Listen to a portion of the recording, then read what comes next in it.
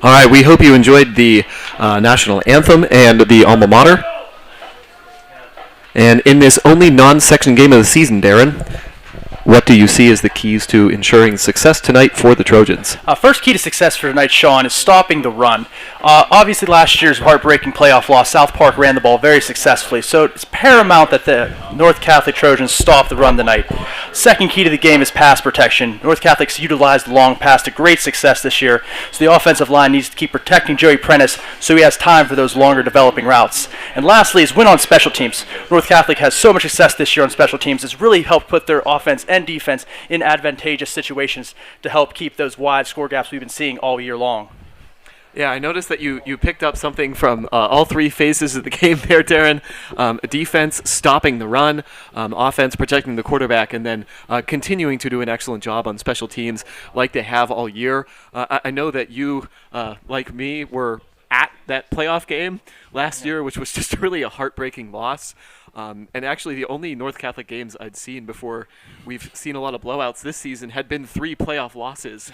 So it's really nice to see them win a lot of games by big margins. But in those 3 playoff losses, some of the things that stood out to me were not only an inability to stop the run, but also turnovers. So I might add that as well. Absolutely. They've got to win the turnover battle tonight, too, to try to maybe get a little bit of revenge for last year's playoff loss. Absolutely. You can't lose the turnover battle. I believe last year they had 5 turnovers. You put 5 turnovers in the game, you're going to lose more often than not.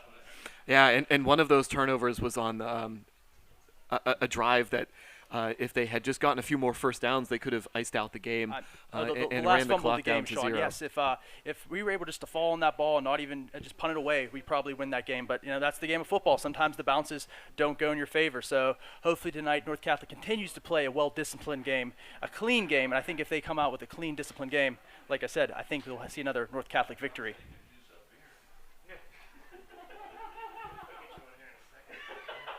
I saw Isaiah Jackson and the South Park captain talking outside the stadium, not even on the field, for the coin toss. I guess they've even moved the coin toss off the field. That's interesting.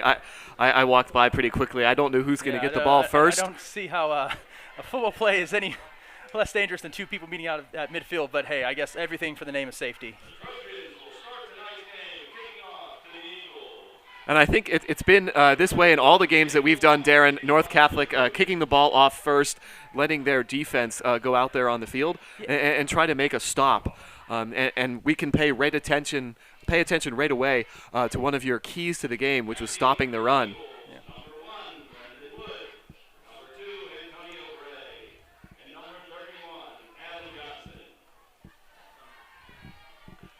South Park with 3 people back to return the kick: Brandon Wood, Antonio Bray, and Adam Johnson.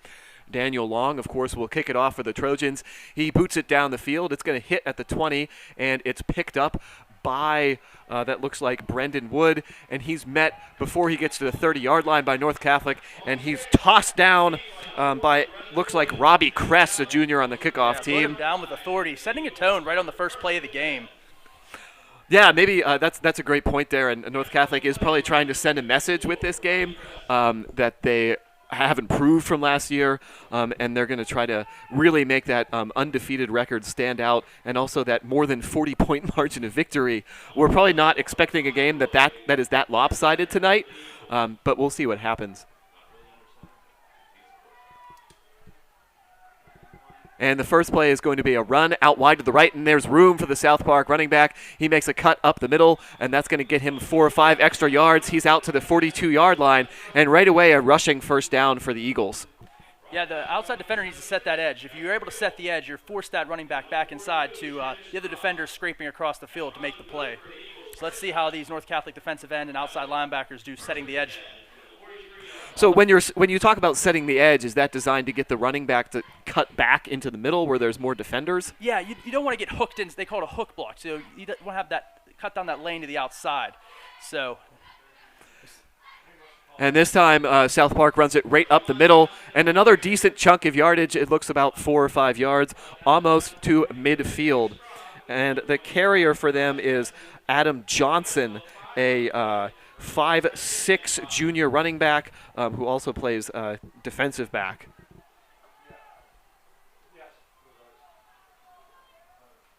South Park gets set for their third play. Conroy, their quarterback, under center this time. 2 backs behind him. It goes to Johnson. Again, he's met right at the line by, I think, Matthias Benson and brought down for no gain. Yeah, good job by Denson shooting in the gap and making that play right there. And this is, I think it's really early in the game, but definitely a statement down for both teams here. North Catholic has been able to get off the field quickly in all the games we've seen this year. They'd like to keep it that way, but South Park obviously wants their first down. Interesting to see what South Park goes with here. They're definitely a run-heavy team. I want to see if they try to force it down for this first down here. And that was a great prediction from you, Darren. They do try to force it with the run, and it's not going to work. Liam Straub. No, wait. Seamus Straub. There's 3 of them. They're all talented players. Sometimes I get confused. Seamus Straub right there with the beautiful tackle, shooting inside, producing a 4th down for North Catholic. Yeah, Liam Straub, I think, is back this week after being injured the past 2 weeks. And then Eamon was a senior who graduated last year. So the Straub family has been a mainstay on North Catholic football for a couple years. So it can be hard to keep them straight. And South Park decides to punt.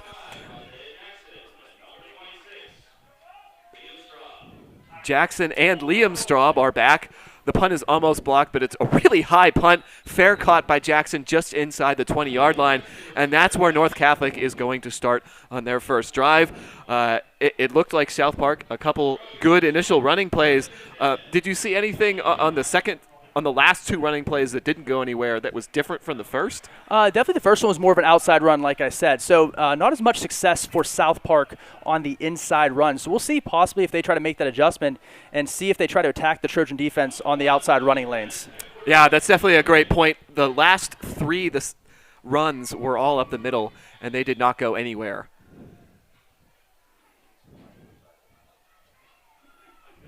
So we are 9:41 left in the first quarter. Still no score. North Catholic starting their first drive. Kyle Topinski is back on the field this week. Good to see him. He lines up to Prentice's left. The fake to him. Joey is going deep on the first offensive play to Maher. Maher has it, and he is going to fight for some extra yardage, and 2 people need to bring him down, but he's all the way down to the 35 of South Park. Beautiful connection from Prentice to Maher. When I said about deep passing, a lot of high schools, when they throw the ball deep, it's more of just a hope and pray someone comes down with it. North Catholic has the receiving talent. You feel confident if they're open, they will come down with the ball.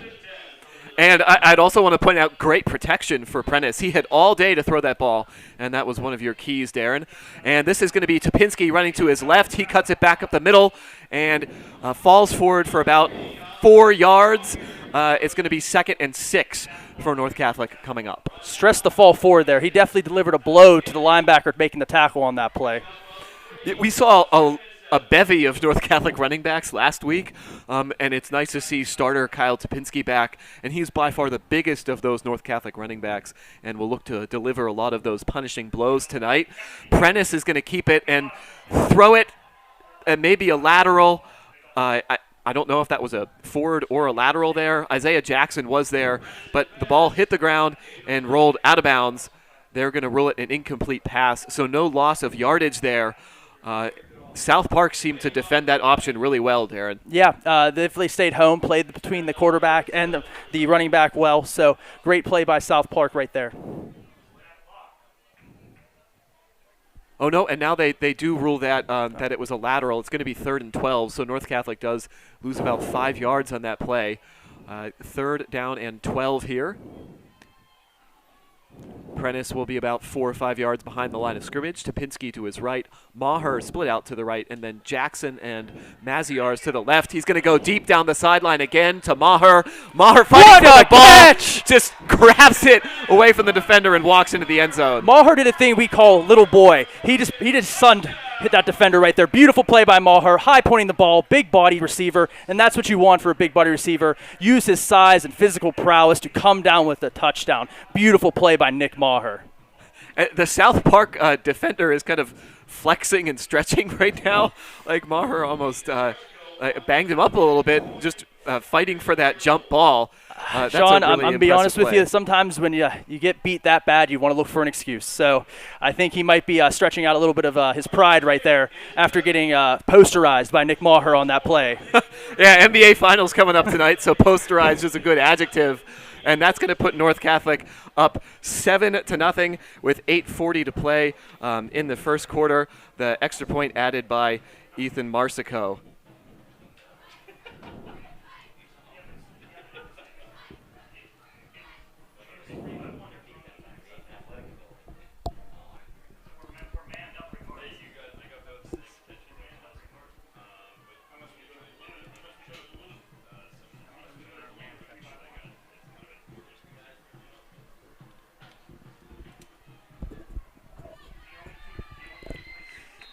So North Catholic, just like all the other games we've done this year, Darren, comes out, makes a stop on their first defensive possession, and drives right down the field and scores a touchdown. And that Prentice to Maher connection that worked so well last week is really clicking again this week. What should South Park look to do to stop Maher? Because those were two almost jump balls that he just ripped out of the air. I would definitely look into bracketing him. Use one of your safeties and a corner to double team. Like I said, Nick Maher is 6'2", 190 pounds. 210 pounds, I believe. That's a large wide receiver. That's hard to cover. As Johnson receives the kick for South Park, drops the ball, picks it back up, and is met just past the 20-yard line. So not great starting position for South Park on their second offensive possession. Big statement drive this play. If North Catholic can force a 3-and-out, I think you could definitely take the air out of South Park's sails in this game and possibly start creating a distance. But if South Park can answer, that definitely can change the outlook of this game.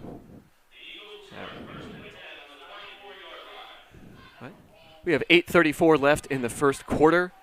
1st and 10 for South Park. Conroy under center. Two backs behind him as usual. He fakes it to Johnson, and he's going to roll out and pass to a wide-open receiver, and that receiver is going to get to the 40, and he falls down around midfield. Well-executed play for the Eagles there, Darren. That's what having a good run offense will do to you. It opens up the play-action pass. North Catholic definitely being aggressive, trying to shut down those running lanes, left themselves susceptible to the play-action pass. Yeah, Alex Yanity on the catch for South Park. And just like their first drive, South Park gets a lot of yards on first down, and then they stalled from there, but there was a flag. Let's see if we can figure out what it was. It might be holding after the catch. So still first down, but not the huge chunk play they had.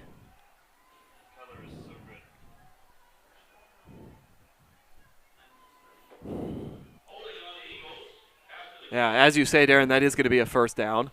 I didn't really see the holding. It took a while to make that call, but we're going to get back to action anyway. And this time South Park will be in the shotgun, one receiver out to the right and a back to the quarterback's right and left. He is going to hand it to Johnson, who's running to the right, and there's a whole bunch of North Catholic tacklers over there. Johnson still fighting for yardage, but only gets about 2 yards. And that time the outside run does not work. One thing I'm noticing is South Park's lining up in a lot of two tight end, two back sets. They're definitely coming out and testing the toughness of this North Catholic defense. And really, we've seen a lot of teams try to do that so far. You've mentioned the Maryland Eye, the past two broadcasts that we've done, and that has met with very little success so far. But South Park has had a few plays, and you'd expect them to stick with it a little bit. They have receivers out to the right and left and two backs behind Conroy under center. He hands it off to the deep back, who's almost tripped up 4 or 5 yards behind scrimmage, and then still doesn't make it back to the line of scrimmage. Pierce Corey jolting in on that play to change his path of running, therefore, kind of helping out the rest of the time for the rest of the North Catholic defense to come in. Yeah, that's a great point, Darren. Sometimes on tackles for loss, it's not just the people who tackle the ball carrier who get responsibility for that. If that ball carrier has to make a quick move as soon as he grabs the ball, that's really going to throw off the play. So as you said, great initial burst there by Corey to get into the backfield. South Park will return to the shotgun. Conroy waiting for the snap. Looks like he's going to pass here, and he's got a lot of room to step up in the pocket. Runs to his right, points to his receiver, and does a nice throw to his running back who had ran out on a route, Johnson, and that looks like it's going to be another first down for South Park. Moving the chains. Nice spot for first South Park there.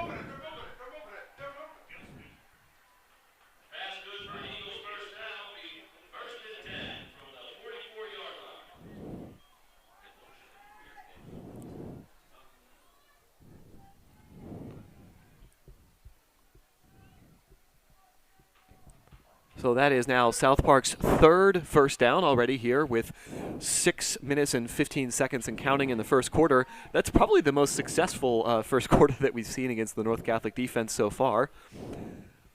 Shotgun again for Conroy. Hands it to the running back who is to his right, and he's caught from behind after a gain of about 3 up to the 47-yard line. Yeah.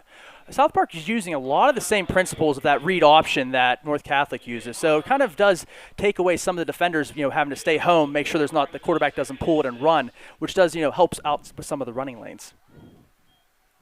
So when you add the quarterback as an extra running threat, somebody's got to watch him, and that's one less person who's trying to get into the backfield. Exactly, to make and you don't even need to block him. He just has to stay home. So it frees up another lineman to make a block downfield. And this is going to be a shotgun for Conroy. Looks like Johnson to his left, and a receiver in motion from his right to his left. It's going to be handed off to Johnson. He's going to have to turn around and falls down, and he's hit on the ground by Laconey. And that's going to be a loss of about 4 on third down. And you would think South Park will punt now, and it looks like they are going to punt.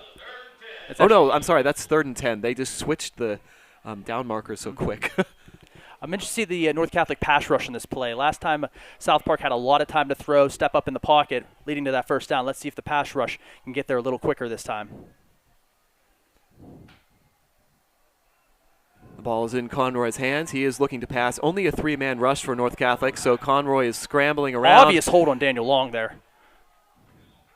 And even without the hold, the pass is incomplete, but it looked like there are 2 flags in the play. One, maybe the hold that you mentioned, but maybe another one, defensive holding on North Catholic. It might be pass interference there. I think he got a little early defending that pass. So what do those penalties offset, and do we replay the down, Yep, or does one? The penalties will offset, and you will replay third down. Yeah. So it looks like, just on your point of pressuring the quarterback, North Catholic just went with 3 linemen. Yep. And dropped everybody else back in coverage, trusting on their coverage more so than their pressure. Even though, as you pointed out, Daniel Long was probably going to get to the quarterback if he wasn't held. Yeah, I said if you could get pressure with 3, that's huge. That really clogs up the passing lanes there, makes it real hard to have a completion. And as you correctly predicted, we are going to replay the down here with 4:41 left in the first quarter at about the 44-yard line, 3rd and 10 for South Park. There in the shotgun, there are 3 wide receivers. Conroy is pressured with only a 3-man rush, but now has time to scramble out to his left, and he's going to run just back to the line of scrimmage before he goes out of bounds. And now we'll probably see a South Park punt. Yep. Good coverage all around by North Catholic there. Very good play by Conroy to keep the play alive. Get a little something out of it, but great coverage all the way downfield. Decent, strong rush by the 3-man rush there, really helping out the coverage. Yeah, Harper Conroy, their quarterback, is only a sophomore, and he's 6'5", 182. That's pretty good size for a high school quarterback. Absolutely. I mean, and there's a good chance he'll grow into his body as well. Jackson and Straub back to receive for North Catholic. The punt for South Park is away. It's a good punt, and it's going to push Jackson all the way back inside his 10. The ball goes over his head and has so much momentum it rolls right through the end zone. Kind of a break there for North Catholic, so that they're going to get the ball at the 20, whereas if Jackson had caught that ball, they'd be inside the 10-yard line. That 15 to 10-yard range while fielding punts is so difficult. You got to judge how it's going to bounce. Do you think it's worth returning? Very hard job for the punt returner back there. This is definitely the best punter we've seen this year for South Park, and that can definitely be a weapon in the field position game. Nick Maher is a very competent punter for North Catholic, but this South Park punter is very impressive.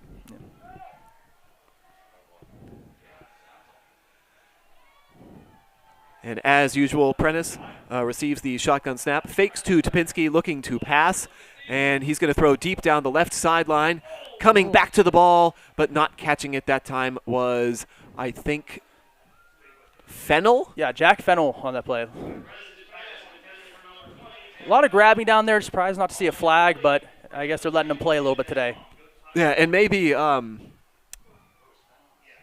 pushing and shoving and grabbing from both offense and defense, so they might have let it go. And that time the deep pass finally doesn't work for North Catholic. The first 2 had resulted in very good plays.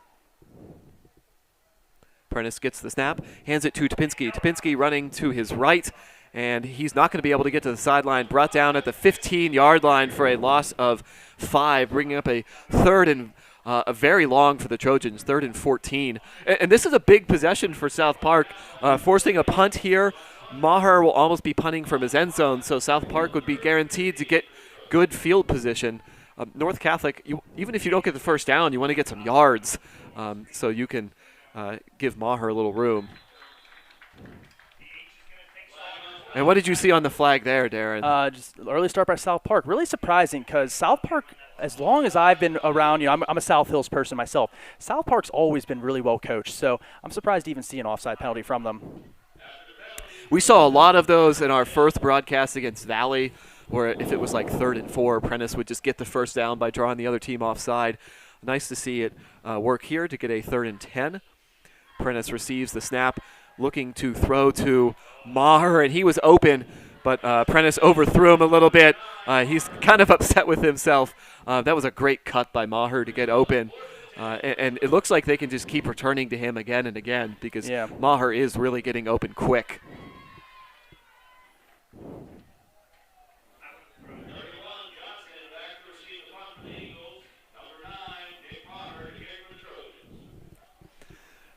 South Park's running back Johnson is back to receive the kick. Maher will do the punting for North Catholic. Boots it from about his own 8 or 9, and that's going to go all the way past midfield and have a great roll down to the 35-yard line. That was an outstanding punt by Maher. From where he punted it at the 8-yard line, that ball went about more than 50 yards. That is huge in terms of field position. Yeah, absolutely huge. That punt could have very easily been bad, and then South Park set up with a very easy field to work with, probably coming away with almost guaranteed a field goal, but instead now they're actually going to try to test that North Catholic defense again, make them work for their points. Yeah, and here you don't have to have the mindset of we can't let them get any yards at all because of where you are in the field. Now it's just a normal drive, almost like where they were in the first kickoff. So there's a good special teams play for North Catholic. Conroy is back under center now. He's going to hand it to Johnson, trying to find some daylight up the middle, but he doesn't find any. Johnson's doing a very good job of just finding whatever he can. He's not trying to do too much back there. 3 yards is still a win for the offense on first down. So hopefully North Catholic can tighten up and kind of cut down those cutback lanes that Johnson is utilizing right now. Yeah, that's a great point. He did seem to have a lot of patience on that run and wait for an opening where he could at least get some positive yardage.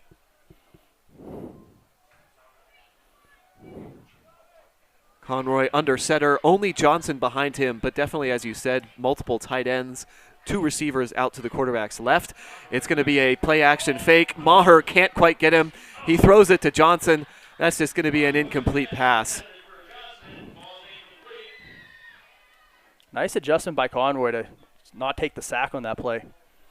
Yeah, he's been fairly impressive in this first quarter, getting away from some North Catholic pressure, keeping his eyes downfield, trying to make some plays, but still not that much success against the North Catholic defense. 3 first downs, but I don't even know if they have a play in North Catholic territory to show for it. And now we have another 3rd down with 2:35 left in the first quarter, 3rd and 7 from the 38-yard line. So that means South Park will have to get to the 45.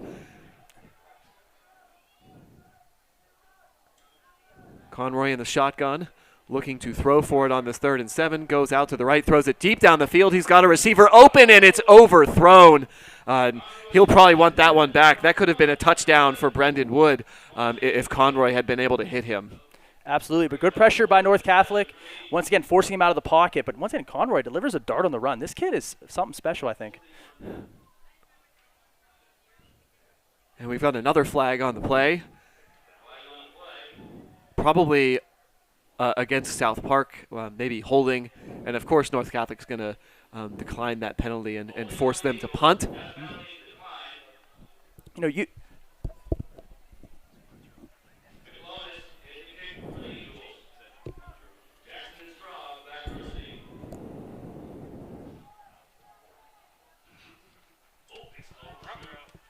And there's a punt. He barely gets it away. Lands just outside the 30. Takes a nice roll and inside the 20-yard line. So another good punt for South Park. And with that, North Catholic will come out and take the field. But we'd also like to remind you that NC Athletics is looking for game day sponsors for our live broadcasts. If you would like to be an NC Athletics game day sponsor, please contact Brian Miller at bmiller@northcatholic.org. And NC Athletics also has a new home on the web. Visit our new website for update information on your favorite NC Athletic team. You can also sign up to receive text or email alerts to keep you on top of your favorite Trojan teams. And we are back to action here with 2:15 left in the first quarter. Prentice has 3 receivers out to his right, 1 to his left, and Straub is coming in motion. Straub gets the ball, runs out to his left, and has a nice burst of speed to get 5 or 6 yards. A good gain on first down for North Catholic. Yeah, utilizing that jet motion to different look for the South Park defense to deal with. And now he's got a couple players holding up Dash from the Incredibles and what looks like Mike Tyson standing over a knocked out foe on the sideline. I always love the cards. Me too. And the cards are now down, so presumably the play has been sent in, and Prentice is ready to receive the snap. He gets it, and he's going to keep it, runs up the middle. Good burst of speed from Prentice, and somebody just has to drag him down. Prentice dragging somebody for about 5 or 6 yards out to the 40-yard line. Nice, strong run by Joey Prentice. Yeah, Joey Prentice, so quick, just gets up to speed. If you don't stop him before he starts, it's hard to stop him. And let's not forget, Joey Prentice is a big kid, too, over 6'2" himself, so also kind of a load to bring down. Yeah, the running back and the quarterback for North Catholic, pretty hard to tackle. And then don't forget about Maher, very hard to tackle himself on the outside. The snap is dropped, and Topinski smartly just falls on the ball, preventing any chance of a turnover, which, of course, you would want to avoid on your own half of the field. Yeah. It does put North Catholic in a little bit of a hole, though, as it's 2nd and 14 with 1:30 left to go in the first quarter.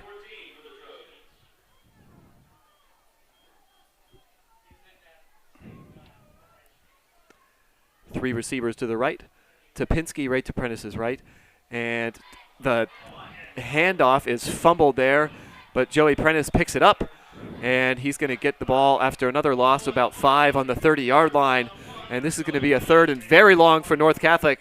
We've seen these options work really well all year, Darren, but now there seems to be some hesitation on the part of North Catholic. What is South Park doing differently? Can you see anything? I'm not sure if it's a South Park thing. They might just really be trying to read that end, stretch it out the last second, and sometimes that has troubles with the mesh point.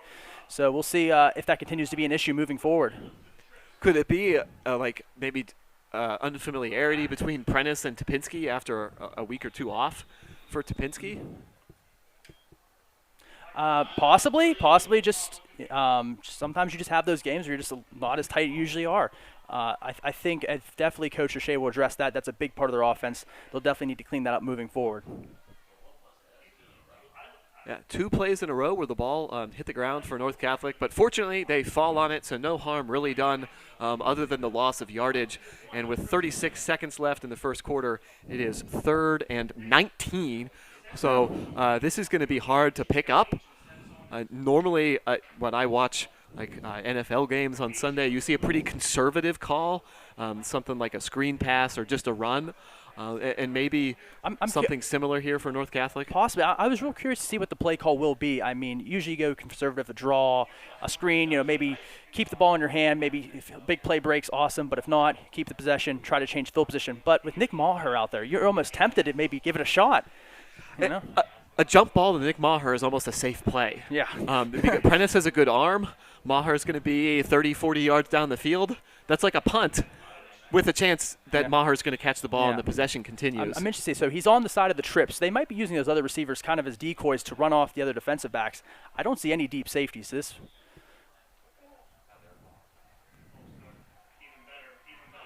And false start on North Catholic, so it's going to be an even longer 3rd down. 3rd and forever, 3rd and 24. I mean, it's getting to the point now where you're not even going to have great field position after this possession if they keep moving backwards. Prentice gets the snap, Goes back to the shotgun, throws it deep over the middle of the field. Maziarz is open, and what a play from the South Park defender to tip it away. Wow, that was impressive. That's going to be number 1, Brendan Wood, diving full extension to knock that ball away. Great play by Wood to save what was going to be a touchdown, I think. Maziarz had a step, but Wood lays out and makes the last-second deflection, and that's sometimes all you need is just to get a fingertip on it.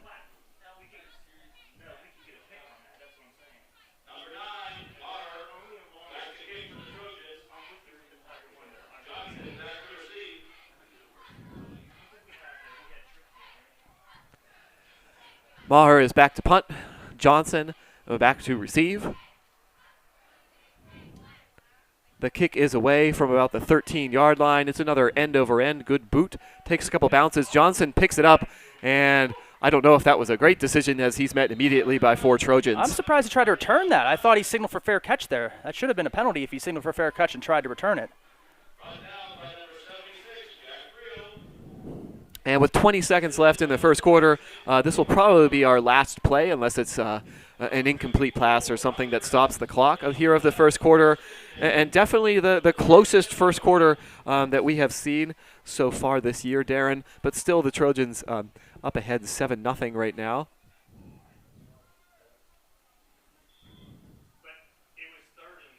Conroy back in the shotgun.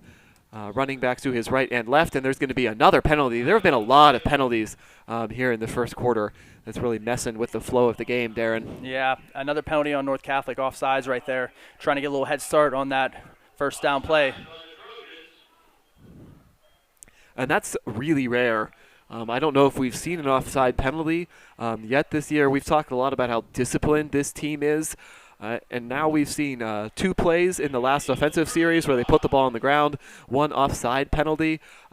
Definitely a little bit of sloppiness, unaccustomed sloppiness from the Trojans in the first half, or in the first quarter, excuse me. Conroy gets the snap. He's going to keep it, running to the sideline, and gets a pretty decent gain of about 4 yards. He'll be short of the first down with 12 seconds left. We are going to have another play here in the first quarter. And Conroy continues to impress, showing us he can do a lot of different things. Definitely utilizes those long strides to get up to speed.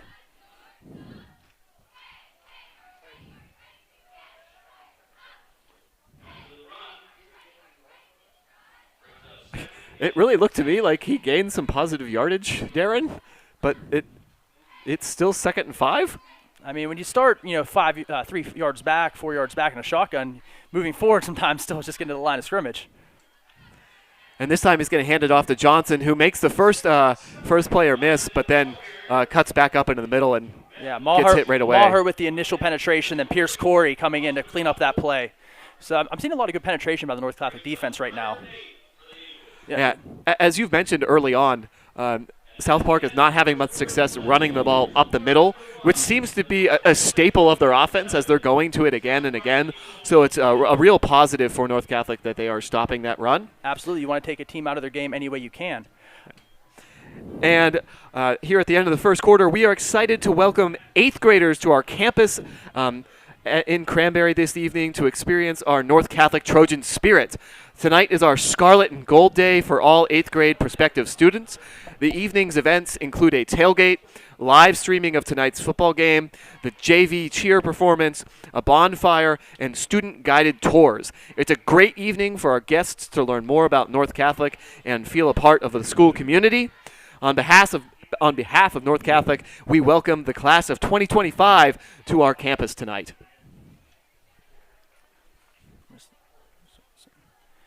So, Sean, usually I would say you want to get South Park in these 3rd and longs. That takes them out of their game, kind of takes away the run play for them. But with Conroy, you kind of makes you hold your breath every time he takes the ball. Yeah, that's a great point. Although we do have it says 3rd and 8. I didn't realize that the markers had switched. I thought it's 3rd and 2. South Park is moving from our right to our left, but they have switched from left to right. They're now moving towards the parking lot here at the Marsh Athletics Complex. So it is a 3rd and 8. But as you said, Conroy does seem dangerous in these situations, and he did just miss that home run pass on the last Utilizing possession. the bunch formation over here. Conroy, kind of a screen play. It is completed, and the ball carrier is going to get the first down near the 50-yard line. Nice play again by South Park as they pick up their 4th first down of the game. Good play design by South Park there. Lining up in that bunch formation kind of lets what they call a pick route or a rub route. It's kind of a legal pass interference because it's within inside that first 5. Kind of give a head start on those blocks on that screen play. So the first play of the second quarter is a positive play for South Park as they get a first down on a 3rd and 8. There was only one score in the first quarter, a Prentice 37-yard touchdown pass to Nick Maher at 7:50 of the first quarter that put North Catholic up 7-0 if you're joining us recently. And a handoff and a nice gain for, that's not going to be their normal running back, but it's number 26, Alex Yanity. Yeah, a little fullback handoff right there. I think kind of took North Catholic by surprise. And that's the first time they've handed it off to the fullback. Maybe North Catholic keying on Adam Johnson, and 2 consecutive first downs for South Park. They've got the ball inside the North Catholic 40 for the first time tonight.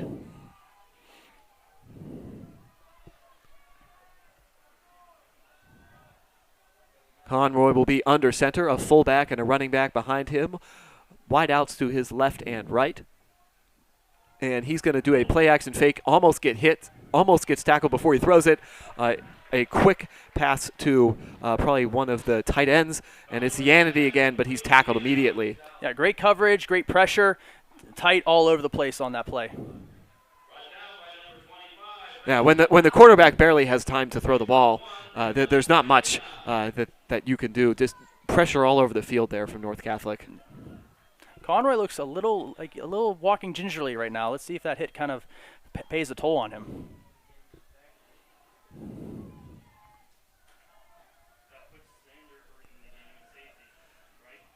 Second and 9. 10 minutes to play in the second quarter. Conroy, shotgun. He's going to hand it off to Johnson. Johnson tackled pretty quickly, but gets about 3 or 4 yards. Nice burst there to drag a tackler with him for 2 of those yards.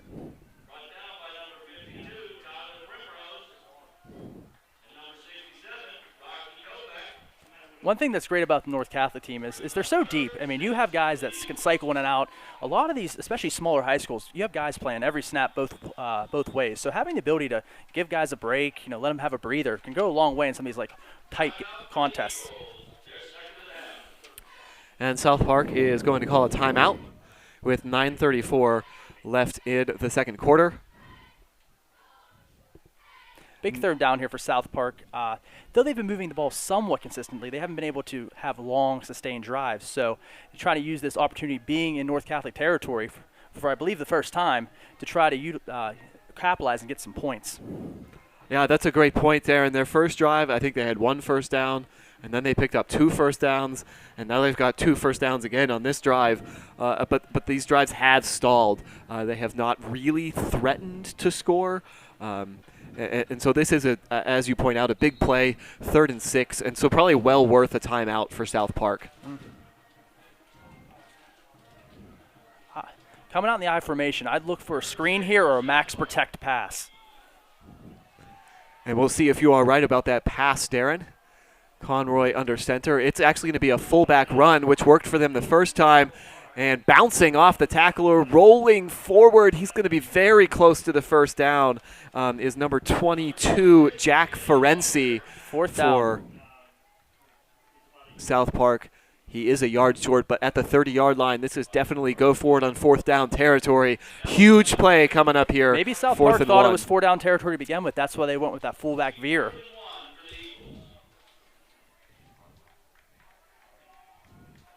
This could be a big statement here for the North Catholic defense, getting a stop on a rushing team on 4th and 1. And they've brought, there are QB no sneak receivers, gigantic pile up in the middle here. And South Park is going to call their 3rd timeout. South Park lined up in that formation a couple times last year. You might see some motion from a tight end, followed up by either a quick handoff or a quarterback sneak. All right, and we'll see exactly what they call when we come back with a crucial 4th and 1 play. here Friday night, October 9th at Mars Athletics Complex. 5th game of the high school football season. North Catholic off to an undefeated 4-0 start. South Park, who knocked them out of last year's tournament, is off to a 3-1 start. So two good teams here tonight. And this game has lived up to its billing so far. An exciting, close contest. And now South Park is going to line up again and try to get this first down.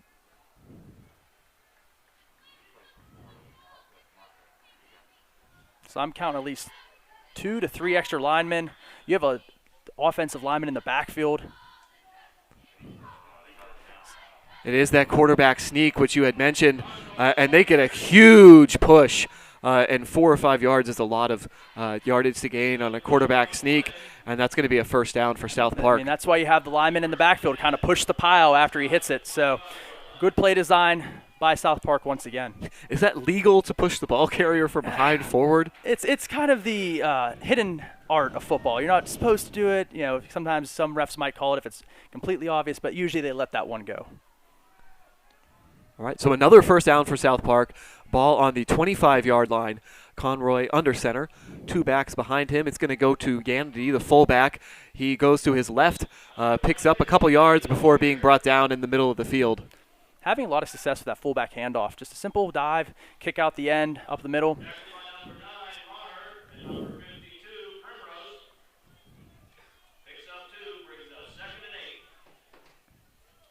This is the time where the North Catholic defense really needs to stiffen. You know, the old saying, bend but don't break. So really we have to see if they're going to hold the line here and really force South Park into a field goal.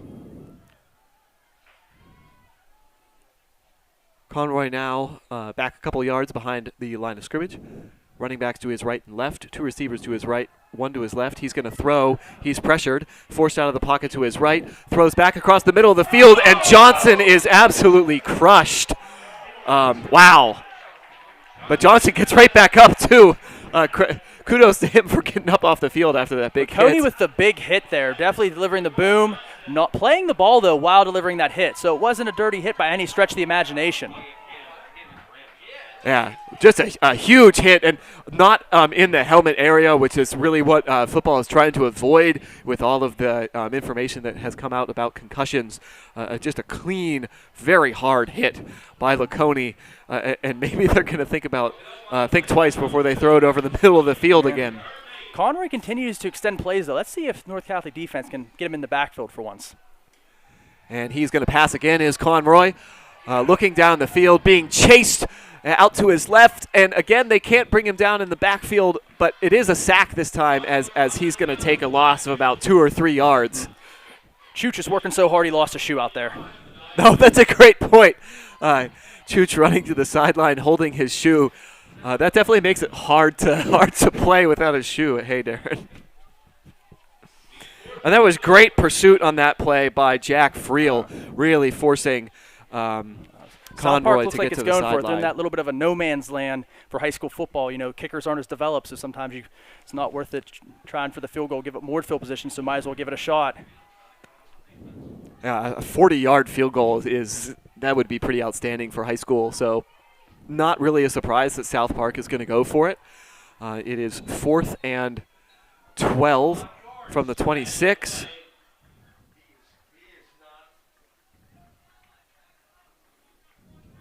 Not sure who that flag is on. It's going to be South Park, and that's going to make it 4th and 17.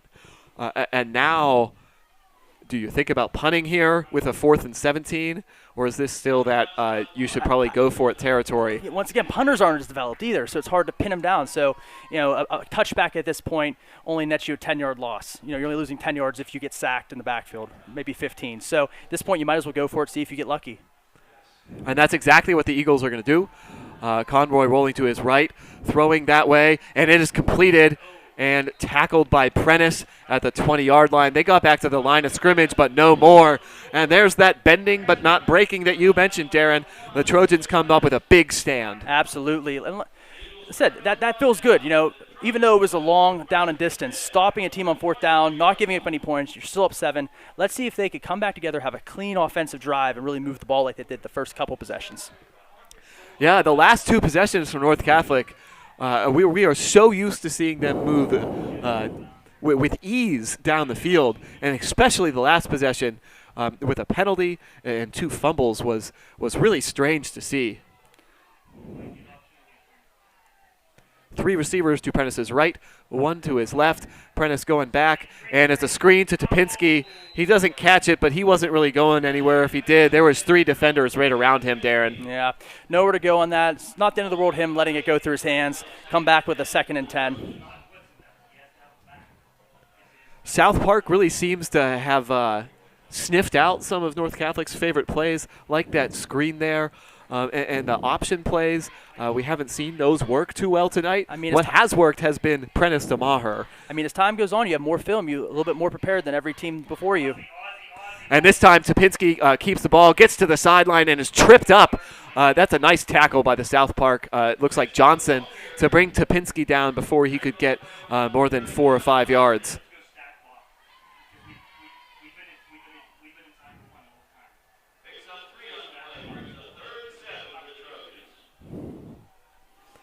Maher isolated on the outside, far side of the field.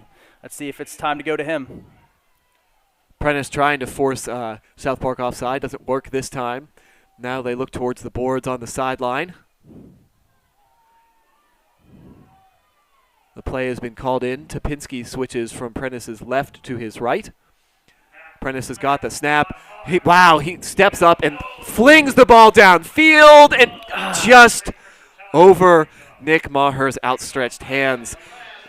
That was almost a great play by Prentice, a Houdini escape, but just over Maher's fingertips. Great job by Prentice avoiding the rush there. It's so close to another big play. And that probably would have been a big play had there not been pressure from South Park. Going back to one of your keys for the game, giving Prentice time to throw in the pocket. On those 2 long passes to Maher, he had a very clean pocket that he could step into and deliver an accurate throw, whereas there he really just had to rush forward and chuck it as far as he could because of the pressure.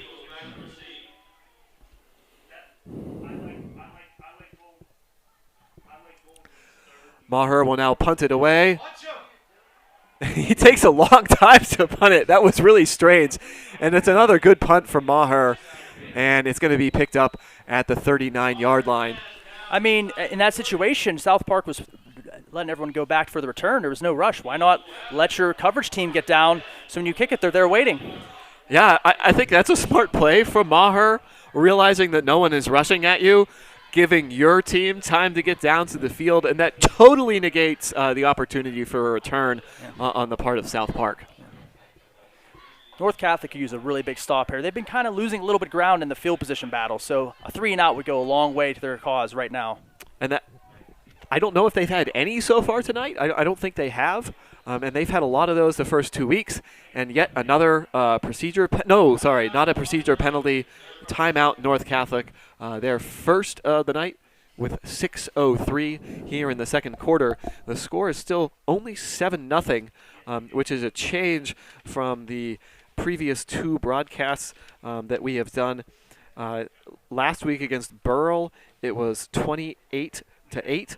And then against Valley a couple weeks ago, it was 14-0. So the first time, at least that we've seen, that North Catholic doesn't have a multiple possession lead at this point in the game. I mean, for the first time this year, North Catholic's facing a defensive and offensive line that could actually play with them.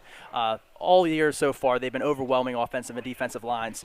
So having actually some competition up front kind of negates some of the dominance they've had.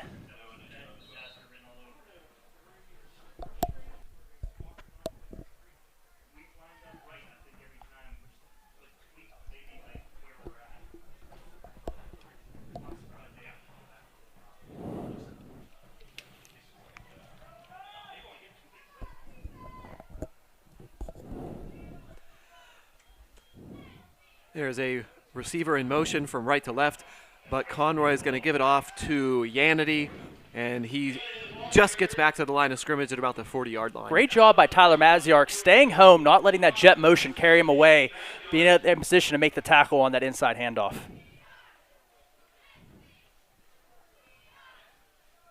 So what exactly is the jet motion that you're talking about, Darren? When you see that wide receiver come across the formation, that dead sprint across, that's referred to as a jet motion.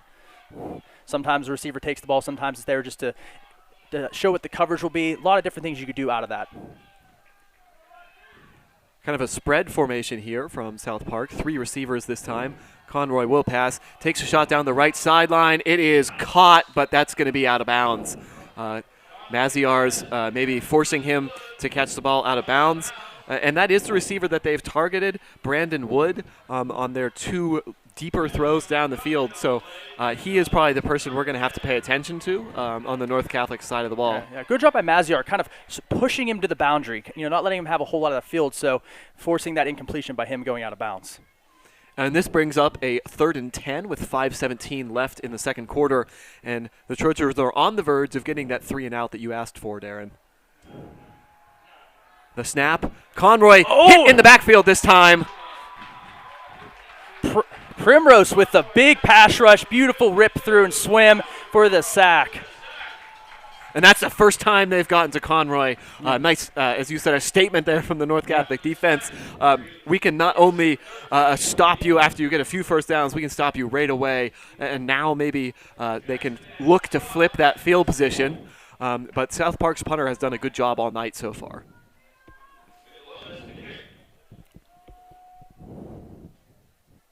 Michelotis is their punter. He's going to kick it away from his 30, and it's blocked!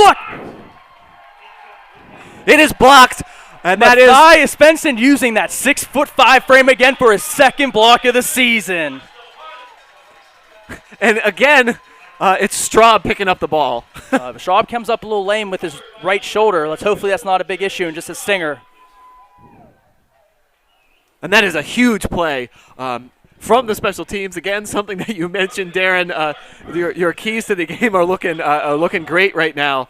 We've seen them come into play with pass protection, stopping the run really so far for North Catholic. And they're the biggest play of the game, I would say so far, that blocked punt. And North Catholic is in business right away from the 21-yard line. Touchdown here really changed the outlook of this game, really changed the momentum, changed the mindset of it. Prentice, empty backfield, Corey in motion. Prentice fakes to him, throws it over the middle, receiver open, and he catches the ball! Touchdown, North Catholic! Beautiful catch by Liam Straub. One Straub recovers the fumble, another Straub comes up for the touchdown. Beautiful catch with double coverage. Great focus by Straub on that play. Well, that ball it seemed to me, Darren. And Straub comes up lame with his ankle now. And that's a little bit concerning because that was the ankle that he injured a couple weeks ago. That ball just seemed to hang in the air for so long. It was like, come down, he's open. I really thought the free safety was going to come in and make a play on that, but just fell at the right time. And Marshko, as he's done all year, puts the extra point up and through, giving North Catholic a 14-0 lead with 4:25 left in the second quarter. And that is a huge swing in just 2 plays. North Catholic goes from up only 7-0 to up 14-0. A blocked punt recovered by one Straub brother, and then a touchdown pass to another Straub. North Catholic takes that 14-0 lead. And North Catholic needed that. I felt during a lot of the first quarter they were kind of in a rut. They had the one big play, then kind of were stymied the rest of it. So having that huge block and following up with a touchdown on the first play really energizes that North Catholic bench.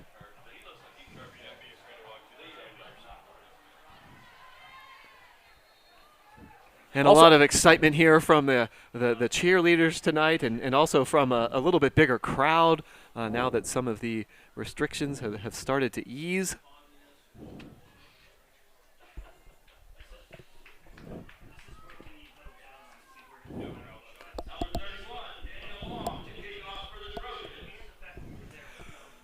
Long will have to kick off now. Only the second time tonight third time, I guess. We're used to seeing him maybe get his foot tired from all the kickoffs that he's done. The one thing I love about Long's kicks, I don't even believe he does this intentionally. He just finds a way to kind of let it die between those 2 levels of the return, kind of buying time for the coverage team to get down. And there it is, exactly as you described. Lands at the 20 between the levels. It might have been going out of bounds, but it's picked up by number 3, Xander Robertshaw for South Park. He doesn't go very far, only to the 25-yard line, and that's where South Park will start their drive with 4:20 left in the second quarter. Seamus Straub back on the field, so he's fine from that shoulder injury. Yeah, that is really good to see. He definitely looked like he was in some pain there. Maybe somebody just fell on him awkwardly. But as you said, Seamus Straub back on the field in his linebacker position. Yeah. So important to that middle linebacking core. Him and Matthias Benson have a little bit of fire and ice. Benson a little lengthier, rangier. Straub a little bit more compact, powerful. And there's some of that compact power that you mentioned as Straub sits in a hole and meets the ball carrier. And it's only going to be a gain of about 3 for South Park.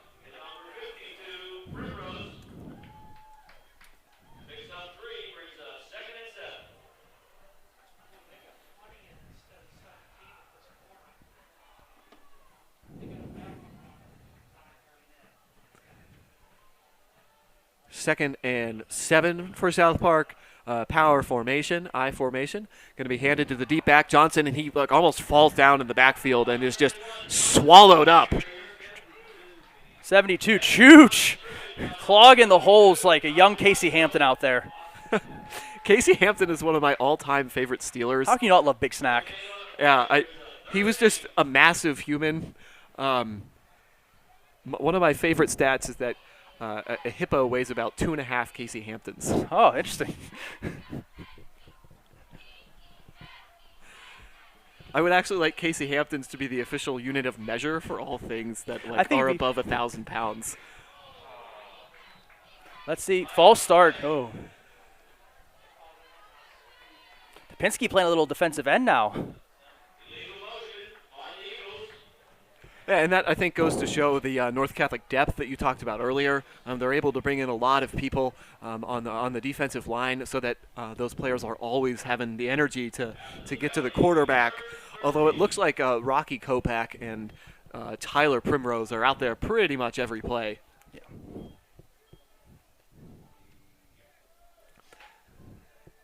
Third down and probably 13 for South Park. 3 receivers, 2 to the left, 1 to the right. 2 backs in the backfield for Conroy. He's going to pass. He is pressured, steps up, throws it short, and that's going to be Yanity trying to pick up the first down after a short pass. He's not going to get there, and it's going to be 4th down again for South Park. I know I've said it many times tonight, but I am just wildly impressed with this Conroy. Just has a great presence about him. I wouldn't be surprised if you see him on Saturdays at a big-time program in a couple years from now.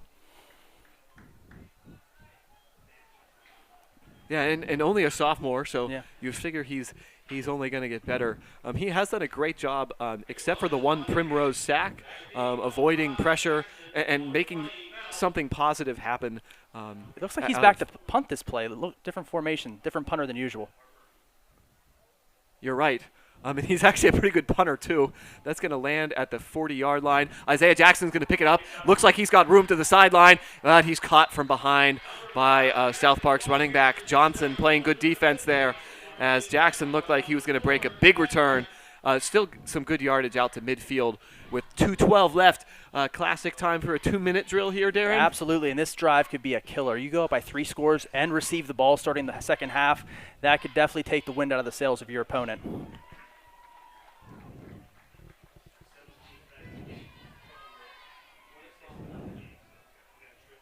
So let's see what North Catholic can do with only 2:12 left in the second quarter. Prentice back by himself in the backfield. 3 receivers to his right, 1 to his left. Benson as a tight end. And Prentice is rolling to his right.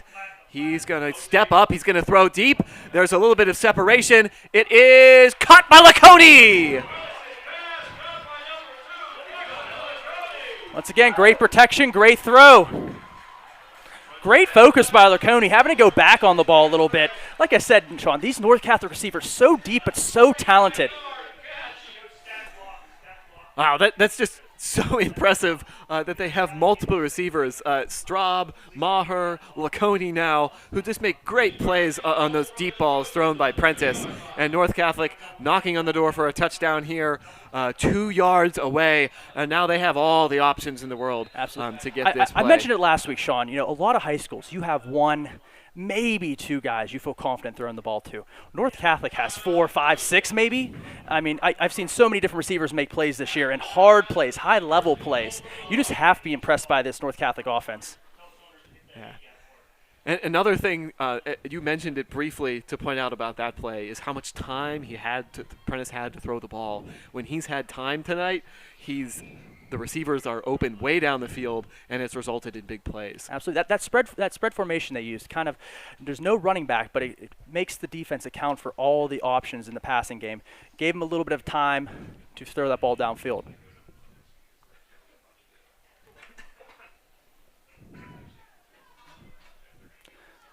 So in only 9 seconds, North Catholic has moved it within 2 yards of the end zone. Kind of curious to see. They Prentice is under center. Normally he sneaks from this position, and that's what he does, and he's going to get in the end zone for a touchdown. Yes, in the end zone. Yeah, usually, I mean, you hate to give tells, but sometimes just common sense prevails. Why snap it in the shotgun when you're just trying to get a yard ahead of yourself? Use your big boys, use your big body quarterback, force your way ahead for the touchdown. And now we've seen both teams use that quarterback sneak pretty effectively tonight. With 2 minutes left in the second quarter, North Catholic looking to make this a 3-score, 21-0 game. If Marsico can put the point up through, and it is good. 21-0 North Catholic, and they did exactly what you asked for, Darren. They've really broken this game open, and South Park, who really was hanging around in that first quarter, now they've got a huge hole to climb out from. Absolutely, but still, there's still a lot of time left. There's time for a 2-minute drill by South Park. And also, there's time for a turnover and another touchdown by North Catholic. We've seen how fast they could score. So let's see how they approach this. Let's see how South Park approaches this, knowing they're not getting the ball back in the second half. Yeah, that's an interesting point. Do they throw the ball? I feel like you almost have to if you're South Park. Conroy has been really impressive tonight in avoiding negative plays, so I feel like you've got to trust him. South Park does have no timeouts, though. I think you've got to take some shots down the field, although that is a really good point about the timeouts, and that might make them be a little bit more conservative. One thing I'll say, though, with Conroy extending plays, that does leave the opportunity open for a big play.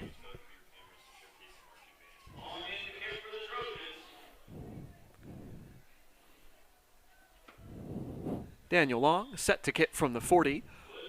And I love the point that you made, the last kick. I guess he's done that all year, and I just haven't noticed it. He lands the ball right about the 20-yard line, which is between the 30 and the 10. And this time it is going to be caught in the air at the 16-yard line and returned. Oh, big room up the middle. And Long has to make this tackle himself. Trips up the runner and allows Jack Fennell to catch him from behind. Long really saves the touchdown by making the returner move a little bit, but that's a huge play for South Park. That's the advantage, though, of having an actual player kicking off and not a soccer player you found just to kick the ball. Stalls him enough to let Fennell make the tackle. Let's see if North Catholic can hold tight, come out of here with this 21-point lead. Yeah, a lot of credit to Long, but Fennell might have caught him anyway. Fennell is really fast. Yeah, that acceleration, like we mentioned before, it gets up there quick. Big defensive stand here. If they hold them to a field goal or less, you're going to be feeling really good going into halftime.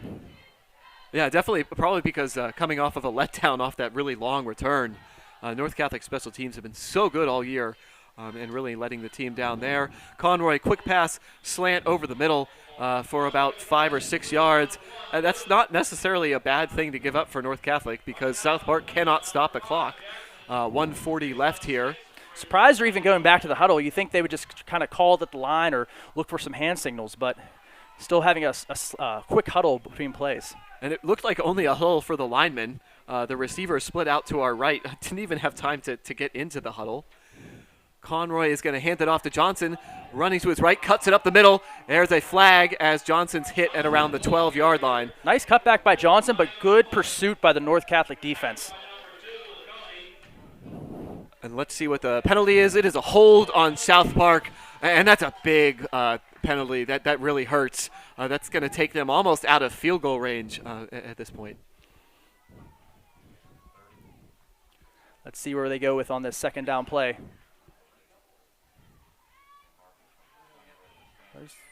I don't see the down marker. There he goes. And they are going to move it back to the 30-yard line, so definitely outside of field goal range. But it is second down and 14. Let's see if they do something short to try to get back some yardage on this play. Snap to Conroy. And just like you said, it is short tipped. And it is.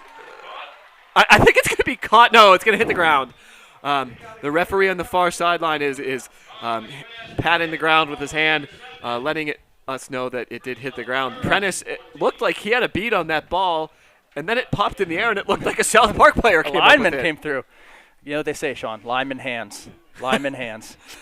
You've got to love to get the ball if you're a lineman because you almost never get a chance to pick it up. I love when defensive linemen make an interception and have to make a return. It's one of my favorite plays in football. You don't get to see it very much, though. Yeah, running is not their favorite thing to do. Conroy, shotgun, clean pocket, throws to the sideline to an open receiver, caught, and he doesn't get out of bounds. That's interesting. 22, Jack Ferenczi. It is going to be a first down. And first down does stop the clock briefly until they can get the ball set. Just under a minute left to play. A nice play from South Park. And now they are definitely within striking distance of a touchdown, only 13 yards away. Yeah, had to come up big on that third down. That kind of hurts North Catholic.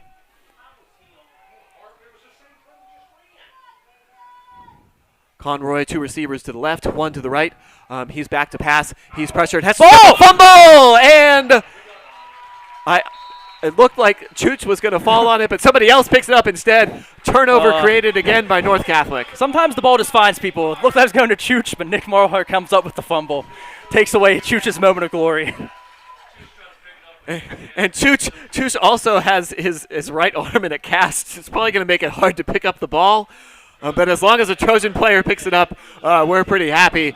And so North Catholic escapes that really long kickoff return from South Park. And that just makes the effort of Long and Fennell that much more important to keep South Park off the board. It's exactly right. It's those plays, those hustle plays that sometimes don't really always show up on the scoreboard, but show up on the final score, if that makes sense, Sean.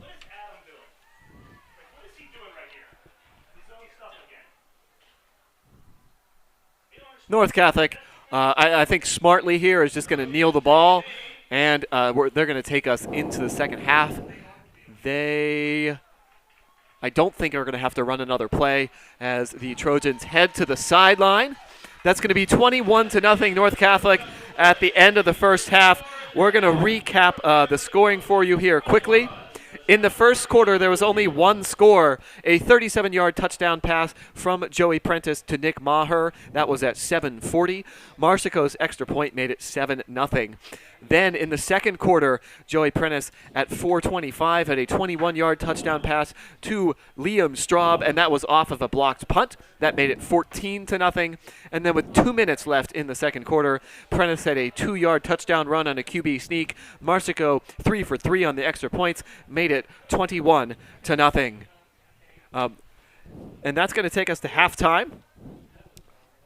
Anything stand out to you in that first half, Darren? I mean, North Catholic has to be happy being up 21-0 while shooting themselves in the foot as many times as they did. I mean, at times they looked absolutely dominant. So if they cut out the mistakes, this game could get out of hand very quickly in the second half. Yeah, we have seen the mercy rule in each of our first 2 broadcasts this year. We're not going to have the mercy rule at the start of the half, but North Catholic would probably like to see it get there.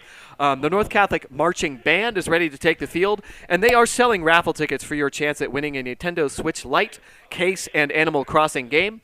Tickets are $10 and can be purchased online. The winner will be announced live on Facebook. And now please enjoy a performance from the North Catholic Marching Band.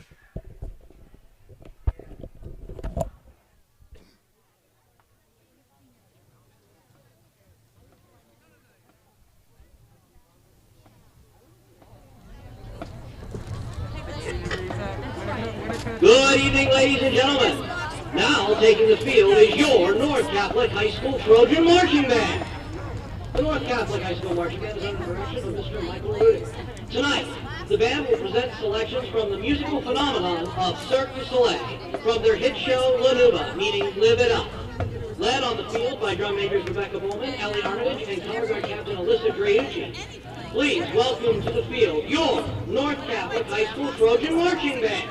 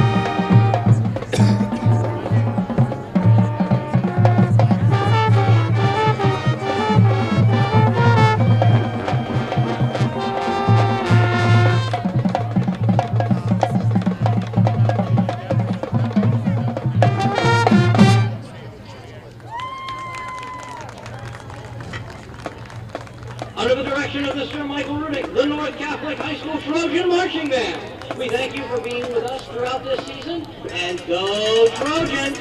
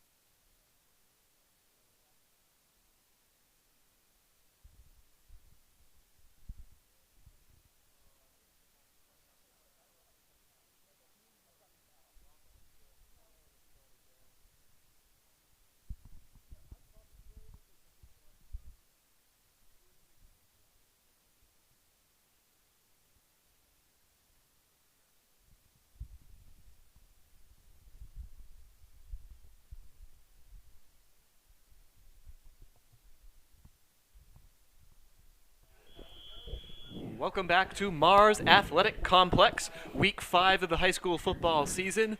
A closer first half than we are used to, Darren, but still it ends up in a 21-0 lead for North Catholic. 2 more passing touchdowns from Joey Prentice, and he added a rushing touchdown on a quarterback sneak, and the defense made a huge stand at the end of the second quarter. What impressed you most about North Catholic there in that first half? Obviously, the deep passing sticks out at you, the ability to go downfield, hit those long passes.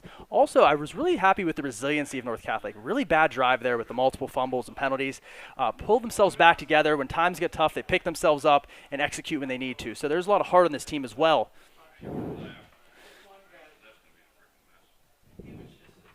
And I guess on the other side of the ball, this is the closest game we've seen. What impressed you the most about South Park's performance in the first half? Definitely the offensive line is the best North Catholics have to deal with all year. You're not seeing every defender rush 3 yards into the backfield. You're seeing a little bit of push from that South Park line. In addition to that, their quarterback Conroy is definitely extending some plays. I think he's the main reason this game is as close as it is. He's avoiding sacks, letting some broken plays work for them. So I think definitely they need to figure out a way to get him to the ground more often.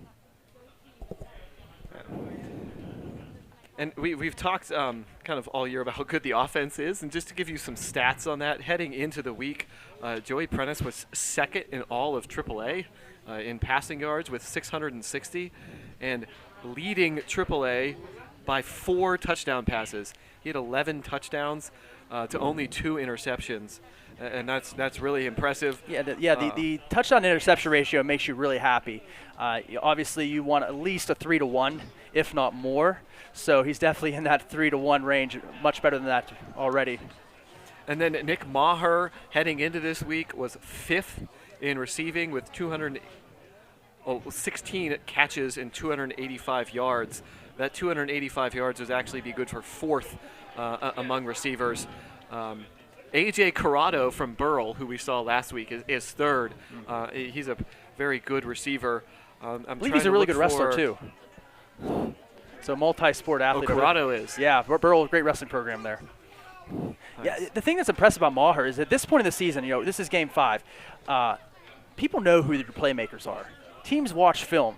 They know Maher can make plays. They know he's a physical force out there, especially on the deep ball. And he's still making plays. He's still getting past defensive backfields. So that just is kind of a kudos to Maher for running good routes, using his body to make catches. So, like I said, that's what makes that stats even more impressive. And on the rushing side of the ball, Prentice is, it looks like, 8th in AAA in rushing, and he's also 2nd in passing. He's got 36 attempts for 293 yards. He actually leads the Trojans in rushing. Kyle Topinski has 24 carries and for an 186 8.1 yard yards per carry. I mean, about every carry Joey Prentice takes is just about a first down. So chunking off plays during the rushing attack. I'd really like to see a nice sustained drive here by North Catholic. I'd like to see a little bit more out of the running game, but I'd like to see him put this game out of reach with a 28-0 spread right now to lead off this third quarter and hopefully get us into running clock by the 4th. Yeah, it is nice to get home early, I guess. And especially at this point of the season, Sean, conferences are starting to shape up. You kind of have an eye on what other teams are doing. South Park lost last week to Elizabeth Ford 35-0. Elizabeth Ford's establishing themselves as one of the better teams in AAA, so sometimes, a bigger margin of victory can kind of send a message to those other teams. Yeah, they want to match Elizabeth forward. And South Park's going to get a good start here in the second half. Straub, nice to see him back in the game. He's going to get tackled, though, short of the 20-yard line, so a long field for North Catholic. But that does set up well for what you asked for, Darren, which is a long drive that takes up a lot of time and maybe can feature the running game, which was stymied pretty well by South Park in the first half. Well, let's see what type of adjustments Coach O'Shea and his staff made over halftime. Usually the first couple plays is what they're trying to achieve. So let's see what they felt they needed to adjust the most. So Prentice starts in the shotgun, 2 receivers to his right, 1 to his left. Topinski in his backfield to his right. Topinski, does not get it. Prentice fakes it. Prentice is dodging tacklers, but eventually he's going to get pulled down by about 4 South Park players. And again, we see the keep the ball, hand off the ball decision kind of backfire on North Catholic as Prentice is met very quickly. Like I mentioned earlier in the broadcast, South Park always usually has well-coached, well-disciplined teams. So a lot of times those ends will stay home, and if everyone else flows to the side of the ball, it can slow down that option play. This is actually Jackson in the backfield to Prentice's left. There is a false start on North Catholic, and that's not the way that North Catholic wanted to start this third quarter. 2-yard loss followed by a 5-yard penalty brings up a quick 2nd and 17 from inside their own 10-yard line. You can't give South Park a reason to be excited here. I mean, you really had to come out and try to establish your dominance. Hopefully they could pick up some yardage back on this play. Prentice from his own end zone throws deep down the middle of the field, and it is almost intercepted by Brandon Wood. That ball maybe a little bit underthrown. Maziar's was right there, but South Park's defensive backs have done a good job closing on the ball tonight. The second good play by Wood this game, he was very close on that first incompletion. Maybe Prentice needs to put a little bit more air under the ball on those deep passes to Maziar.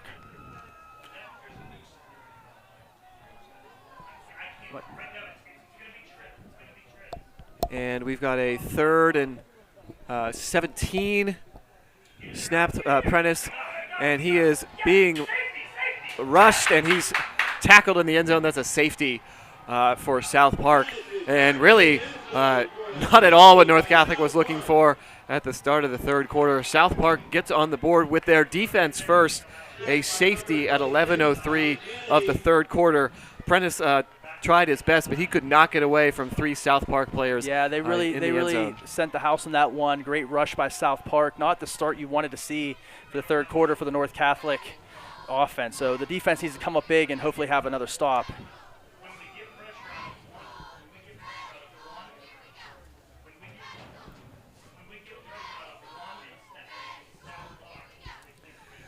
So let's see if North Catholic can continue to be resilient and kind of put a stop to this brief burst of momentum for South Park. They did it after South Park had a real long kickoff return. They went and they stopped them right away, and we'll see if they can do it again here at the start of the third quarter. South Park, they're getting excited over there on that sideline. They sense that they have life in this game. Now, North Catholic looks like they are going to kick off. On safeties, you do have the option to kick off. Usually, a lot of teams choose to punt for the extra hang time, but in this case, North Catholic's electing to kick off. Wood, Robertson, and Johnson back to receive. And as they have all games, South Park has 3 returners in the back. Long kicks it away. It is dropped really at the 40, but the ball is picked up by number 1, and he is going to get out to the midfield. So decent starting position for South Park as their offense takes the field for the first time in the third quarter. And they finally have points on the board. They got a safety tackling Joey Prentice on 3rd and long in the end zone on their last possession. It's a big possession here to hopefully stymie the South Park offense again, because no matter what, they're probably not going to come away with the greatest field positions. Let's see, hopefully they can send a message back that their defense is here to play as well. Going to that bunch formation again. Let's see if they run something to it. Conroy goes to the side where the bunch was, but it looks like it's going to be a run, and Prentice is going to force him out of bounds at about midfield. Only a 1-yard gain for Conroy. It looked like a gift there for South Park. It appeared to be a block on the back of Matthias Benson, but no flag thrown there. So that bunch formation that you mentioned is when they put like several receivers or tight ends? Usually 3. Usually it looks kind of like a triangle. You have a receiver at the top and 2 receivers kind of bunched behind him. It allows a lot of different route combinations, rub routes where receivers cross and hopefully get open underneath. Conroy in the shotgun this time, running back to his right and left. Receivers also to the right and the left. It's going to be a handoff to Johnson. He is met quickly in the backfield, first by Matthias Benson, and then some teammates of his come and help out. Big tackle for loss there for North Catholic. Big play there coming up, forcing him into a 3rd and long. Now once again, let's see this pass rush. Will Conroy have time to throw? Will Conroy have time to move around in the pocket, or will they bring him down to the turf?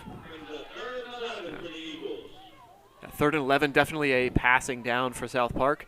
On the other side of the ball, we saw South Park, as you said, bring the house on a blitz. North Catholic has been kind of conservative so far in this game, normally only bringing 3 or 4. and we'll see what happens here. Another bunch formation.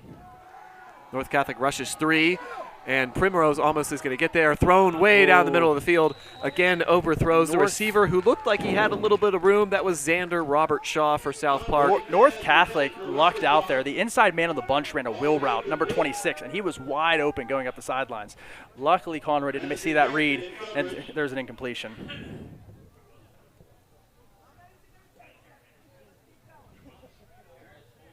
Holding on South Park, which would have made it 3rd and 21, but North Catholic declines that penalty, and South Park's punt team will come on the field.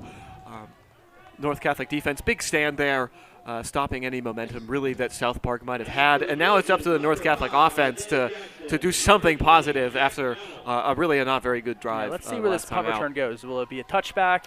Will the South Park punter be able to put some air under it? This could be very huge for field position. Benson almost gets it again. A really high kick is going to hit the ground at about the 23-yard line and just stop there at about the 25-yard line. That's when North Catholic will pick it up. Benson is so good on that punt rush. I mean, he's so lanky. He has that leverage he uses on the outside rush there. And then he's so tall, he just has to lay out like 3 yards away, and he's almost there. Yeah, is that a risk at all of getting like a roughing the kicker penalty, or does he have that like spaced out well enough that he knows where to dive, that he's not going to run into the kicker? He's so tall, he doesn't need to throw his whole body into it. He can just reach out and get a hand on it. So, I mean, you always have to be cautious about the roughing the passer call. I mean, kicker call, excuse me, but he seems pretty adept at it. So Prentice now back in the shotgun. Topinski to his left. Prentice is going to run with it. He's going to keep it up the middle. And he's going to be met by several South Park players after a gain of about 3 yards. But it's just impressive to watch him carry the ball. He runs with a lot of speed and force. And that was a smart play. Sometimes Joey makes these big plays. You know, Prentice makes these big late pitches. Sometimes those plays are dangerous. Defensive end played the running back. He took what he got. Solid gain on first down. Yeah, I had said 3 yards originally. It was turned out to be 5. That's going to be 2nd and 5 for North Catholic. The snap handed off to Topinski. Topinski dances in the backfield and then bursts forward for about 2 yards, bringing up a 3rd and short for North Catholic. A lot of options here. Do they go short, just try to get the first down, move the sticks? Do they try to catch South Park creeping up and go deep again? And on the sideline, we've got an old-time radio and a Peregrine Falcon. Yep. A lot of times those cards, they have some sort of trigger word. A lot of it's abstract on how they refer to it, but we got another penalty. Let's see who that is on. False start. On North Catholic. This is way more false start penalties than we have seen throughout the year, Darren. What do you think? I mean, maybe it's the increase of fans. Those? I don't know. Maybe I'm a little surprised by the number of false starts myself. I don't know if it's different cadence they're using. Prentice is trying to plead a case for an offsides there, but to no avail. I think we also have Andrew Stevens in at center for Jack Friel, who normally plays there. That's a big loss for North Catholic if he can't play. I'm trying to look for him on the sideline. And I'm not seeing him at the moment. I didn't see him get injured at all in the first half either. Prentice is going to toss it out to Benson. Benson's got some room on the sideline. He's tall. He has range. And he's going to get trying to draw South Park offside. And now everyone looks to the sideline for perhaps a play call here. Now Prentice gets the snap. And he's going to keep it himself, run up the middle, make somebody miss, and he keeps going, getting some yards after contact. 16, 17-yard run by Prentice. We mentioned he averages 8 yards a carry. That average is going to go up with that run. Once again, the option play, defensive end reads Topinski, and he decides to take it up the middle. It looks like Prentice is a little shaken up on the play, though.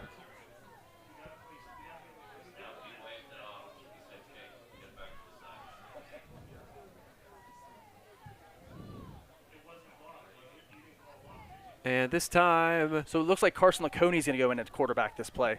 Okay. Yeah, Prentice does not seem happy he's being forced off the field, so I assume he'll probably be back shortly. Yeah, probably be back after one play. Yeah. With the backup quarterback in, you got to think run here. Or do you trust Laconia enough to really fool South Park? and Beginning have of them the year, pass they ball? said it was an open competition, so the fact that they thought it was close enough speaks highly of Laconia. I mean, you could definitely catch South Park off guard with a pass, but I mean, it'd probably be the assumption that it's going to be a run. Yeah, and Laconia is in the shotgun, just where Prentice would normally be. And we've got another false start.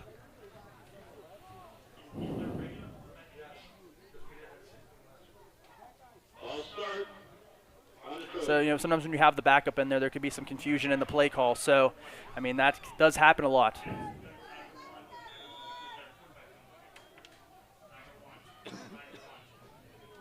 And it does not look like Prentice can come back into the game on this play. They are going to keep Laconia in there. He's going to have Maher and Jackson out to his right. Maziar's to his left. Benson in there on the right side of the formation as a tight end. And Topinski to his left in the backfield. It's going to be a screen play to Benson, the same play they just ran. It's going to get them a decent chunk of yardage, about 5 or 6. Yep. And they had Laconia throw the ball. That's a lot of trust you have in your backup quarterback. I mean, there. once again, but that's a safe route. You have that little slide flat route to Benson. Benson, a big 6'5" target. I mean, that catches him off guard, but doesn't do too much. It's a smart play call. Another great play by Coach O'Shea and his offensive coordinator. And now we've got the play Zipper Raven on the sideline. I mean, that could mean a lot of things. I mean, Raven can be code for, air, a pass. I mean, zipper could be like a short pass, zip, or a type of motion. See, like I said, very abstract in some of what these cards mean. Prentice, nobody in the backfield with him this time. Quick screen pass to Laconia. It's going to bounce off his hands and be incomplete. Jackson smartly goes back and picks it up just in case that had been a lateral. And that is going to bring up a 3rd and 8 with 7:13 left in the third quarter. North Catholic might be in that no man's land now where they might actually be in 2-down zone. So we'll see maybe if they try to make that a manageable 4th down or if they try to get it all at once. 3 receivers for Prentice to the right, 1 to the left, and Benson is in there, and we've got another penalty on North Catholic. I think the receivers might have started early. Yeah, I mean, there was some motion over there on the South Park defensive line, but I don't know if that threw off what they were trying to do or – but these penalties, they add up, It's kind of impressive that they're still up by 3 touchdowns with not playing the clean game. This doesn't look like the usual North Catholic Trojans we've been watching all year. Now, that's an excellent point, Aaron. And they're going to want to talk it over here on the sideline. Timeout for North Catholic. Yeah, once again, now they're in that zone again where you might feel comfortable punting. So we'll see how they approach it, if it's an all or nothing on 3rd down, or maybe they do think 2-down territory once again. Now that they're back across the 40-yard line, you probably got a chance to pin South Park deep here if you do punt it away. Yeah. I would think that if they don't get it, they're going to punt. But they've always got the chance to get it with the receivers they have. Absolutely. I mean, deep balls are always an option, and that's a threat. It's hard to cover at the high school level, and having refined receivers is a huge advantage. Just the protection has to be there for those passes to work, though.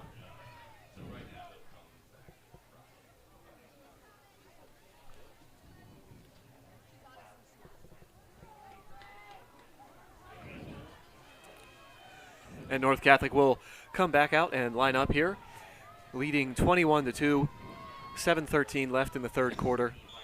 A 3rd and 12. Prentice, empty backfield. Snap to Prentice.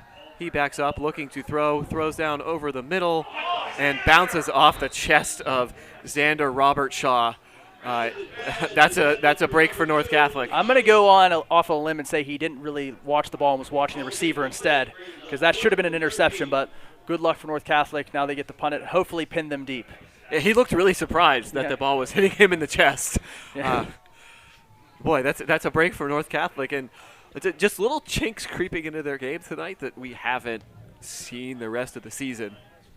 I mean, you have to feel good, though, that they're playing a poor game and they're still ahead comfortably. That just shows, they don't always have to bring their best game to still beat you. Maher to punt. Boots it away. Nice high kick. This one could be. It's going to land at the 4 and bounce backwards. It actually bounces back like 5 or 6 yards.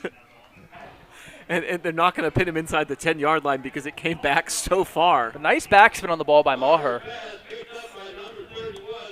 Yeah, I guess we've been a little critical of the offense tonight because by this time they've had 40 points in every game we've seen. 21 points is really in the grand scheme of a football game, a pretty good I number mean, of points to have in the the middle of the third quarter. They've set the bar so high. It's kind of hard to, when they're not just steamrolling people, you're almost like, what's going on? I mean, they're scoring more than many of the teams in AAA average a game. Like, this is their down game, and they're still scoring way more than many of these teams. And the defense, I think, has put in a really good game, letting up only 2 points. Conroy rolling out, passes to way short of his receiver. Impressive job by Maher. I thought Maher was going to bite down on that play action and attack the quarterback on the pass, but decided to break off and stay with the receiver there. So good play by Maher. And Conroy is out. He was talking to the officials, and now he looks like he's talking to some North Catholic players. Something was upsetting him on that play. I'm not sure what it was. He's still talking to the officials, not walking back to the sideline, or not walking back to his huddle. There's some sort of discussion going on. I don't know if that was roughing the passer or intentional grounding. I thought he was out of the tackle box, so it shouldn't be intentional grounding.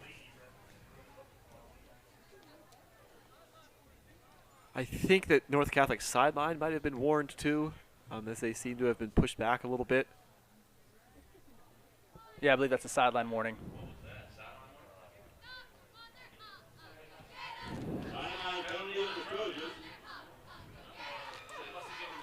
A sideline penalty. Oh, what does that mean, Darren? You see how the white line kind of extends back off to the sideline, kind of that box. You see how it gets thicker from about the 35 to 35. You're supposed to stay behind that white line and inside that box at all times on the sidelines. So South Park, Conroy under center now. He is going to hand it off to Johnson. Johnson gets a little burst of speed before he hits people. And now it's about a 4-yard gain for South Park.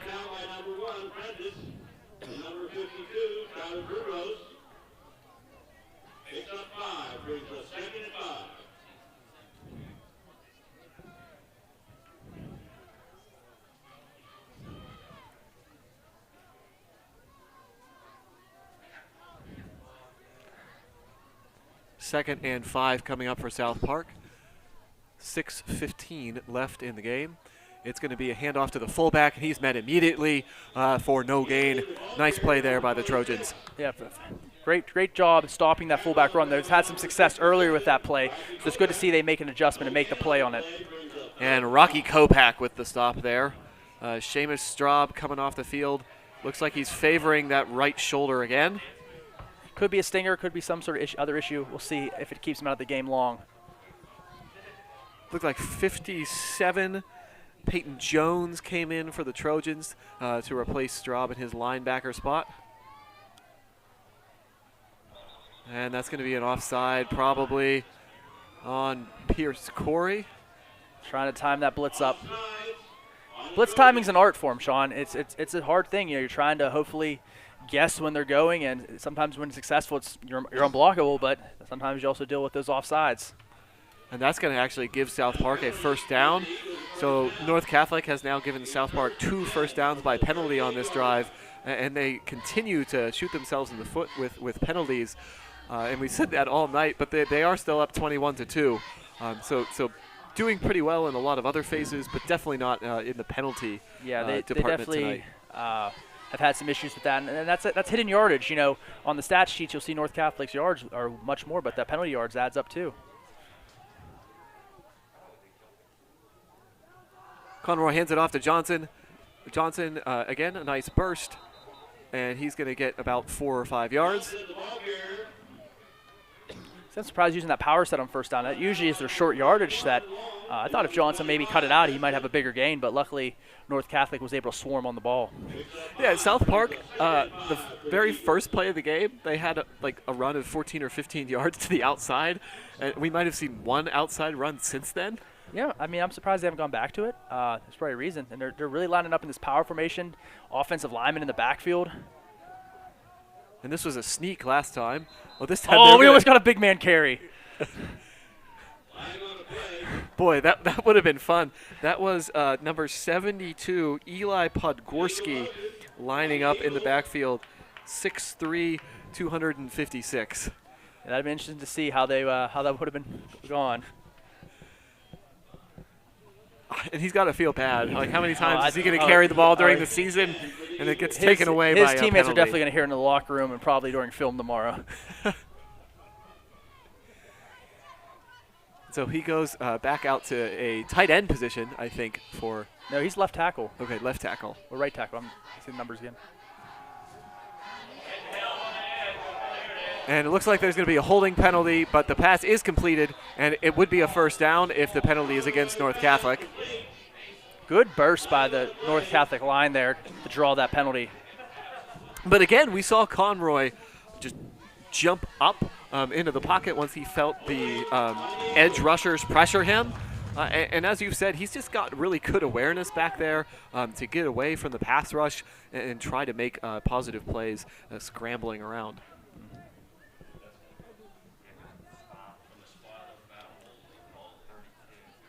And apparently it's from the spot of the foul, so it was a couple yards deep into the backfield. So 10 yards from that point, causing a second and 26. Second Sean. and 26, that's a lot of yards. And they're going to probably try to get it through the air. Conroy in the shotgun, and it's going to be a screen pass, but Johnson catches it on his knees. He had some room to run. If this was the didn't he, NFL, Darren? that's a big gain, but sadly this is WPIAL football, and that's down by contact. Why does do you know why they have that rule in high school? And it's in college, College as too, well, yeah. And in college, there's only 1 foot in necessary for a catch, and in the NFL, there's 2. I don't know the exact reasoning of that rule. Is it a safety issue?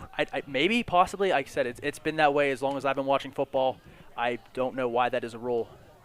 Yeah, it doesn't make much sense to me that if no one touches you, you have to stay on the ground if you've caught it there. Yeah, and great play call because North Catholic was coming with the blitz, and that's usually how you counteract that is with the screen.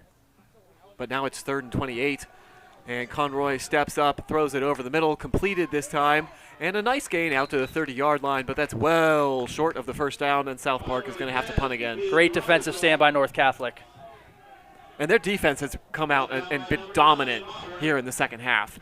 In the first half, South Park had multiple drives with multiple first downs, and here tonight, the only first downs that they've gotten in the second half have been by penalty. Yeah, like I said, if we stop shooting ourselves in the foot, this game could easily be 42-2 right now, or 42-0. But we're keeping them somewhat in the game, but not enough to really make a push against us. There's the punt by South Park. That's a good punt. It's going to push Jackson back to his 20, and he's going to try to return it. Jackson's going to cut it up the middle. Keeps going, reaches the 35-yard line, and before he's swallowed up by some tacklers, that's a return of about 15 yards from Jackson. Nice return to get his team out to the 35-yard line with 2:40 left in the third quarter. That is where North Catholic will start their offensive possession. Now let's see if this drive could be a little cleaner, a little more disciplined than the first drive.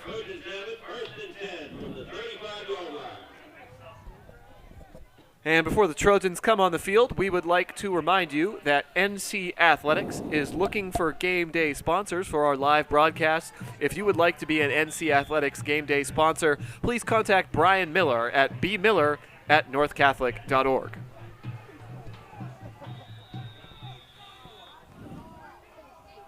Timeout for South Park here. That's kind of benefits North Catholic as Nick Maher right now is stretching himself out on the sideline, so hopefully he'll be okay. And did he, I guess I was just going to ask, did he punt the ball, but South Park punted. So that wasn't a very good question. I think he came up a little lame on that third down stop.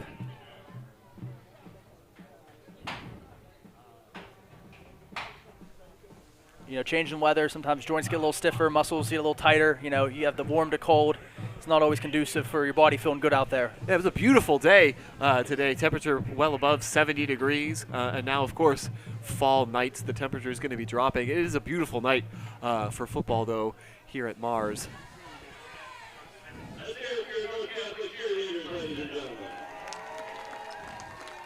Sean, isn't it great just to hear the roar of the crowd again?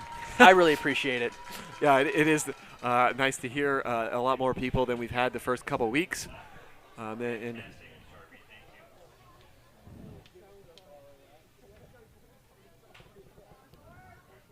So Maher back on the field. A lot of speed on that side. You have Fennel, Maher, and Laconia on one side of the ball, and that's empty set. And then on the other side, the left side of the field, it's going to be Maziar's, I think. Benson has been put in motion from left to right. Prentice is going to roll to his right and throws to Maher on the sideline. And Maher, it takes 4 people to bring him down. Boy, is he impressive. He is a strong young man. I mean, like I said, and that's a wide receiver. That's not a tight end. That's not a running back. That's a wide receiver dragging people. I normally, you see that play in the NFL, 6-7 yard out route. You catch the ball, you just dart out of bounds. Maher catches it, stops, just barrels forward for another yard. Maher's a workman. He's a tough kid. Like I said, he's whatever team gets him, he's going to be really lucky to have him playing for them on Saturdays next year.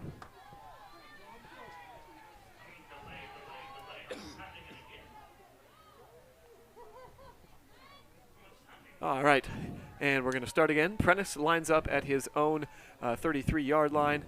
Fennell comes from behind him. It's going to be, Prentice is going to keep it. He sprints up the middle. He makes a cut back, and he's caught from behind. Or he was going to go a long, long way.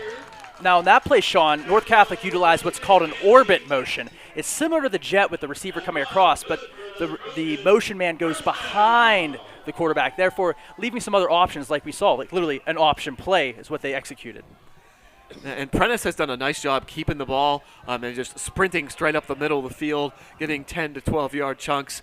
In the first half, we saw him kind of hesitating whether to pitch it or hand it off. He's been much more decisive here in the second half, and that's paid off on some long runs. Prentice this time hands it to Topinski. Topinski's going to fight forward for 2 or 3 yards, and that'll bring up about 2nd and 8 with 1:50 left to go in the third quarter. Number 25, Luke Smith, picks up 2 on the play, brings up 2nd and 8.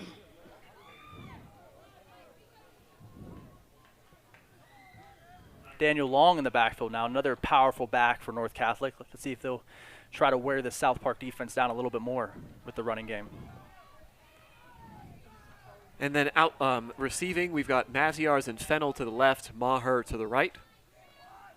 And this looks like an option play to the left. Pitch to Long. Long knocks over his own teammate and gets to about the 40-yard line before his forward progress is stopped. At that time, Long, you said powerful runner. He delivers the blow, but it was to a red-shirted teammate, not to South Park in the white. Yeah, Daniel Long doesn't care who you are. He'll hit you. So, I mean, that's just the type of personality he has. But very powerful run, hard to bring down as well. Now we've got a 3rd and 5 or 6. Under 1 minute to go here in the third quarter now. North Catholic still leading 21-2. The only points in this quarter have been the safety that was on the first possession of the quarter as Prentice was sacked in the end zone. Empty backfield for Prentice. He's going to look to throw as he rolls to his right. Prentice plants his foot, throws it deep down the right field sideline. Maher, jump ball! Broken up that time by Brendan Wood. He's made several really good plays tonight on the defensive from his cornerback spot. Great play by Wood. Maher can't get that ball. This game could easily be 3 touchdowns, even larger of a deficit if it wasn't for Wood for South Park. Definitely helping keep them in this game. And North Catholic, even though they're close to the 40-yard line, they are going to decide to punt. And Maher's got to jog over to the sideline from that almost jump ball catch and then jog back to receive the punt. I mean, in this point of the game, you have to let South Park beat you. So playing conservative isn't a bad idea. And let's see if he can create backspin again with this punt. And it's going to get to the 20-yard line, take a nice little North Catholic roll to about the 12-yard line, and a long field again for South Park that they're going to have to deal with. Great execution of the coffin corner kick right there. The coffin corner, what is that, Darren? That is the punts inside the 20. You know, when you have that winning the field position game, you want to place punts inside the 20. Hopefully they bounce out of bounds, you know, preferably at the 1-yard line. But anything with inside the 20 is considered a coffin corner kick. You know, that's kind of the calling card of high-end punters. They can place that ball, just bounce, you know, inside the 5, inside the 10. Yeah, so Nick Maher showing you he's a good punter. In addition to being a great wide receiver, he did get the first touchdown catch for North Catholic tonight. Now South Park, Conroy in the shotgun, steps back to pass, throws it to the right side of the field. That pass is caught by number 22, Jack Ferenci, and that's going to be a first down for South Park. Pierce Corey comes off the field. Must be some sort of helmet issue.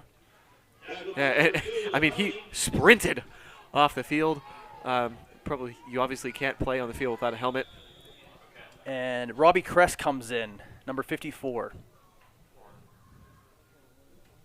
And that is going to be the end of the third quarter. It is 21-2 North Catholic. North Catholic Trojans 21, the South Park Eagles 2. And we would like to remind you that NC Athletics has a new home on the web. Visit our new website for update information on your favorite NC Athletic team. You can also sign up to receive text or email alerts to keep you on top of your favorite Trojan teams. Darren, can you recap the scoring for us here through the first 3 quarters of tonight's game? So we start off with a 37-yard touchdown pass to Maher at 7:40, making the score 7-0 North Catholic, followed up by Apprentice 21-yard TD to Straub in the second quarter at 4:25. And the final score of the first half was a 2-yard touchdown run by Prentice at the 2-minute mark. The only score in the third quarter was a safety at 11:03 by South Park, leaving our score at 21-2.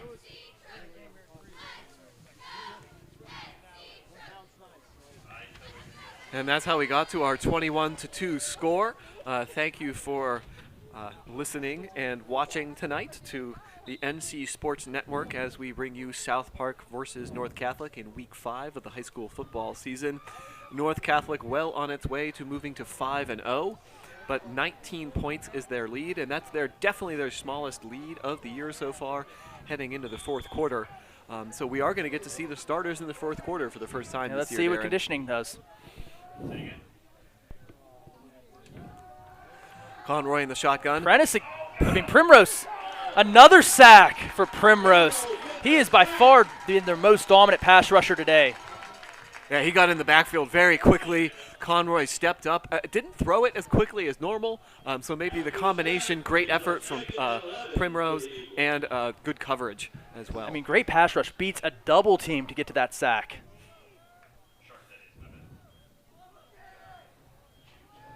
That brings up a 2nd and 11.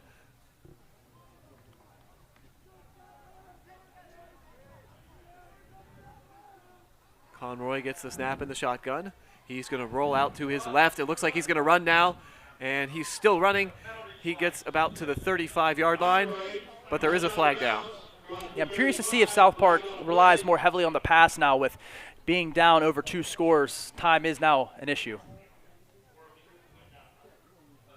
If you get 2 touchdowns with 2-point conversions and then you throw in a field goal, that would be 19 points. Or, of course, 3 touchdowns would get them back in the game, too. But they have not had any offensive points tonight. The only points that South Park has put on the board have been from their defense. So, really a great performance, again, from the North Catholic defense. Maybe their best performance all year. All things considered, yeah. I mean, there's been times where South Park has moved the ball, but North Catholic's been able to tighten the screws and, like I said, bend but don't break. And they got a first down, so probably a penalty there. There's a holding call on North Catholic, defensive holding. So the first down by defensive holding penalty. Quick slant pass, and that's going to be intercepted by Maher. That's the advantage of having one of your wide receivers play linebacker. Great hands in that zone coverage. Beautiful lunging catch by Nick Maher. That's one of those plays where I think it's just instinct, like defensive instinct. Maher, that might not have been his assignment on that play, but he saw the slant coming, read the quarterback, and just drove in front of that ball. That is an amazing play by him. Yeah, I'm not sure if he was supposed to jump to that hook zone or he was just the right place at the right time. But did you know James Harrison's 99-yard touchdown interception in the Super Bowl was not actually supposed to be in coverage? He was supposed to blitz, but a quick audible and history was made. And I think T.J. Watt had a similar play in the first week of the season against the Giants. Yeah, sometimes they say get your hands up. Good things happen sometimes. And Maher is not split out wide here. He's actually playing in a tight end position. We haven't seen that too often. Laconi moves from right to left, and we have another flag. I believe this might be delay a game. Yeah, what? Illegal formation? Illegal formation. What did you think was illegal possibly about that formation? Could you find anything? The only thing I could possibly see as if not enough men were lined up on the line of scrimmage, but I couldn't tell from here. I thought we had enough. So How many people do you need on the line of scrimmage? you need one, two, three. You need 7 because you're allowed 2 running backs, a quarterback, and a split back.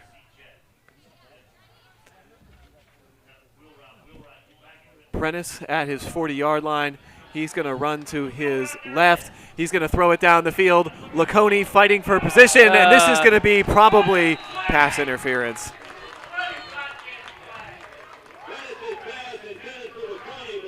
A lot of adjusting down there. We'll see who this is on.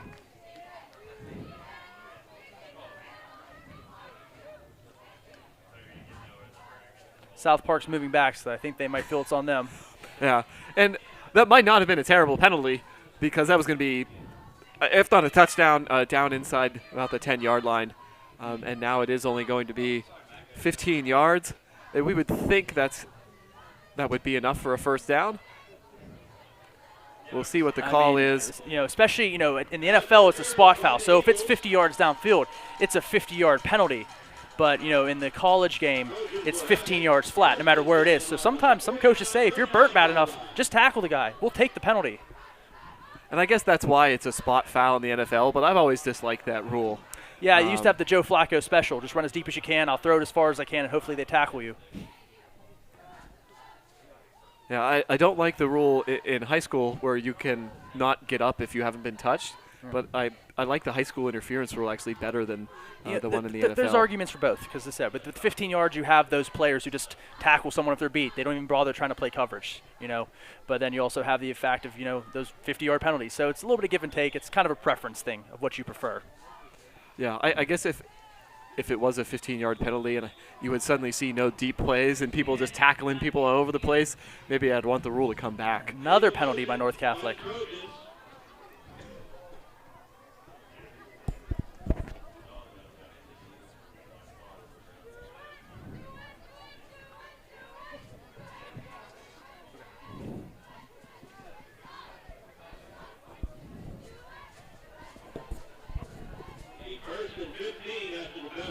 I would love to see the amount of penalty yards after this game. It's definitely out of character for this North Catholic team. Yeah, probably getting into triple digits now, over 100 yards of penalties, I would think, for North Catholic, as Topinski receives the carry and is met pretty quickly by South Park and thrown down to the ground. That's going to be no gain, bringing up a 2nd and 15.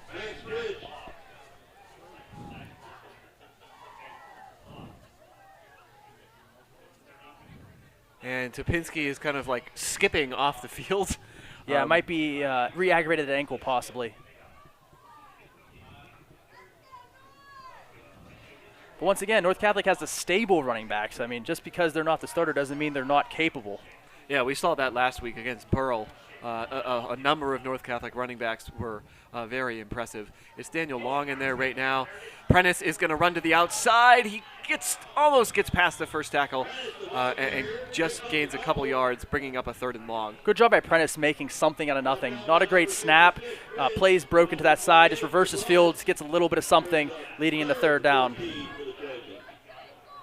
Yeah, that is Andrew Stevens in there at center. Along with, let's see if we can get you the names of the other linemen out there.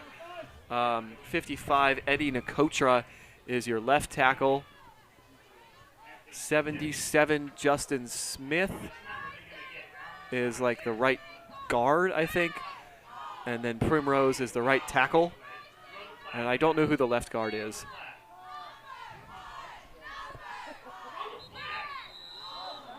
And timeout this time by North Catholic. No flag on the play. There seems North to be some Catholic's sort of communication issues going on out there, some of these play calls. Yeah, I'm not sure what that is. We haven't seen that all week, but North Catholic's offense just not very smooth tonight. Yeah, there's definitely some issues. I'm sure they'll work through it during film, but yeah, there's been some mental mistakes there that, you know, can come back to bite you sometimes. We have 9:13 left in the 4th quarter. North Catholic still with that substantial 21-2 lead. One more score probably puts this game totally out of reach. Yeah, that's a great point, Aaron. It is 3 scores now, and that would seem to be very hard, but not impossible with 9:13 left. A 4-score game with more time taking off the clock definitely puts the nail in the coffin here. And that's Peyton Jones, who is the left guard for North Catholic.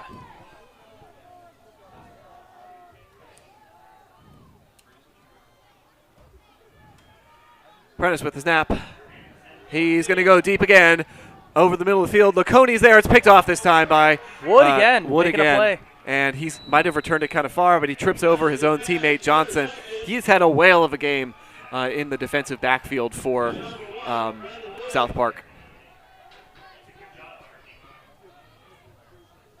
A little bit of pressure there. Prentice maybe had an extra second. That might be a touchdown. But still a long field for South Park to go through again. Yeah, sometimes those deep interceptions are basically punts. Yeah. The fumble is what's really devastating because that's often in the backfield and then can be scooped up and run in for a score sometimes. So hopefully this interception does not hurt North Catholic too much. Conroy. Prentice, Primos again. He has been all over Conroy. He is their answer right now to Conroy moving around in the pocket. Once again, Primrose comes from a football family as well. His brother, Carson, plays now at Sacred Heart. So once again, another football family here at North Catholic. And Primrose has been impressive tonight. Conroy has done a nice job extending plays, moving around in the pocket.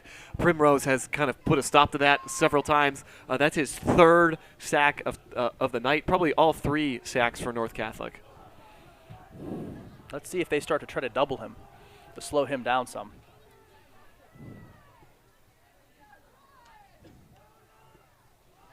Handed off to Johnson. He's going to be tackled at about the 17-yard line, a gain of 2 or 3, bringing up a 3rd and long, 3rd and 9. The thing I really love about Primrose's pass rush is his use of hands. He really uses his hands to get off those blocks and cause some havoc in the backfield. And let's see what he can do on this pass rush here. This is presumably going to be a passing down at 3rd and 9 for South Park. Let's get in that bunch formation again. Let's see what type of route combination they run out of it.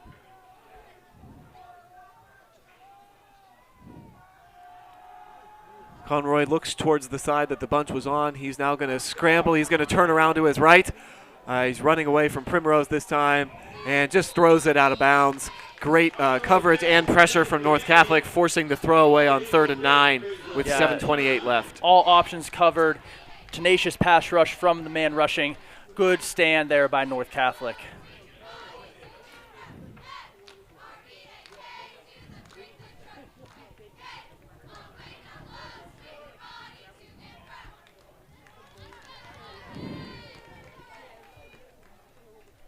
Hamilton Jackson, back to receive. Nicolai Esteban. And we'll see if North Catholic gets a chance to do a punt return here. That's a little shorter than his normal punts. Lands at his own 35 of South Park, bounces out to the 39, and North Catholic will have a short field to work with here, Darren, with 7 minutes and 18 seconds left in the 4th quarter. You know, at this point of the game, conditioning is so important. And the one thing I love about North Catholic is, and especially Coach O'Shea, is the utilization of the stairs, man. Old school training method, running stairs. You know, I'm the wrestling coach. I love my guys running stairs too. I love the football team. You see them hooting and hollering. They kind of love it in a strange way too, even though they probably don't admit it. But stairs, moments like this conditioning, close out a game, so important. Yeah, and this is the first game that we've seen that maybe that conditioning is going to be put to the test. Presumably the starters played most of the game against East Allegheny earlier this year, which I think was a 35-14 score for North Catholic. But in the games that we've done, the starters have been out by this point. Noticing a new right guard, Justin Smith, right now in 2. Prentice with a fake and then throws to Benson, and that's that. We've seen that play a couple times tonight. What is going on there that is successful for North Catholic, Darren? It's crazy to say, but being 6'5", but Matthias Benson kind of sneaks under the line, and there's that bootleg option there for a nice little dump off, get him in space.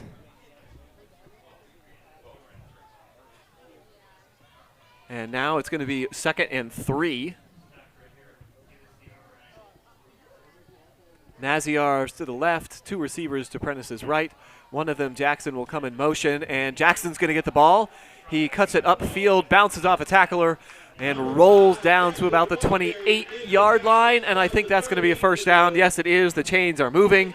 7 minutes left in the fourth quarter. North Catholic has a 1st and 10 inside the South Park 30. Good tough run by Jackson. Once again, that jet motion, that straight across motion, getting a playmaker with the ball in his hands in space.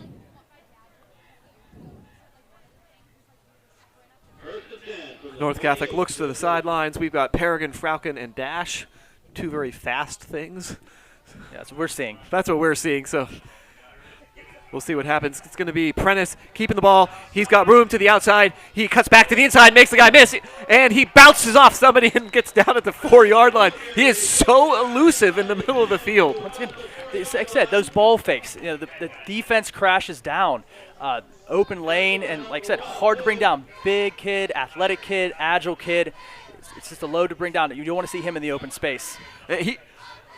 There was, I don't know if it was a linebacker or a safety in the middle of the field. It just made him look silly there, where he just cut hard and jumped to his right, and the defensive player just kind of fell forward into open space, and Prentice got another good 6 or 7 yards out of that. So let's see if they can close this drive out and close this game out. Prentice hands off to Jones. Jones again bounces off his own teammate down to about the 1 or 2 yard line. That was Daniel Long on the carry. I don't know why I said Jones. Daniel Long, thank you. So again, these big backs having to tackle them all game might be wearing down this South Park defense right now.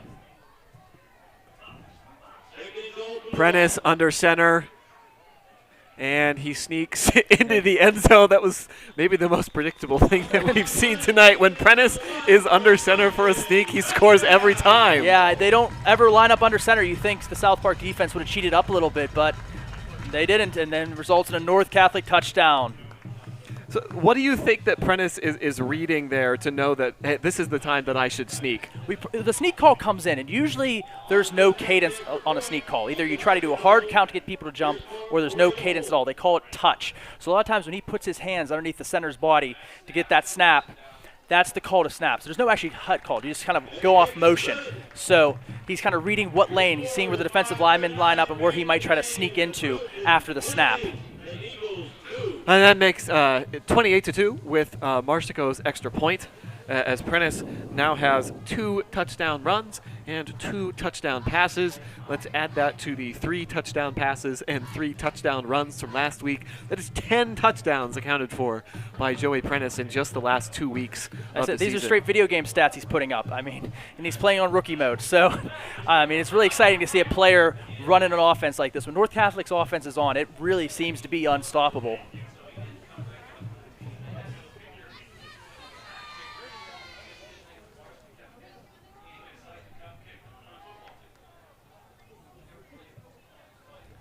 So 28-2 now for North Catholic. They were leading 21-0 at the half. And here in the second half, the only scoring in the third quarter was a safety at 11:03. And then Joey Prentice just scores there on a 1-yard touchdown run with 5 minutes and 39 seconds left here in the fourth quarter. And as Darren mentioned, that probably puts the game on ice here with 28-2 lead for the Trojans. Another, not as a dominating as performance as we saw in our first 2 broadcasts, Aaron, but just another impressive performance from North Catholic against a team that is a power in another conference. Squib kick from Long. It just bounces down to the 20-yard line. Picked up by South Park's number 3. There's a lateral, and it's fallen on by South Park. South Park might be getting a little desperate here, just trying anything they can. A little surprising to see that, but at this point, why not? Do you think that's a play call, or is that just I think that was on the ad-lib? fly, Sean. I think he's like, well, might as well.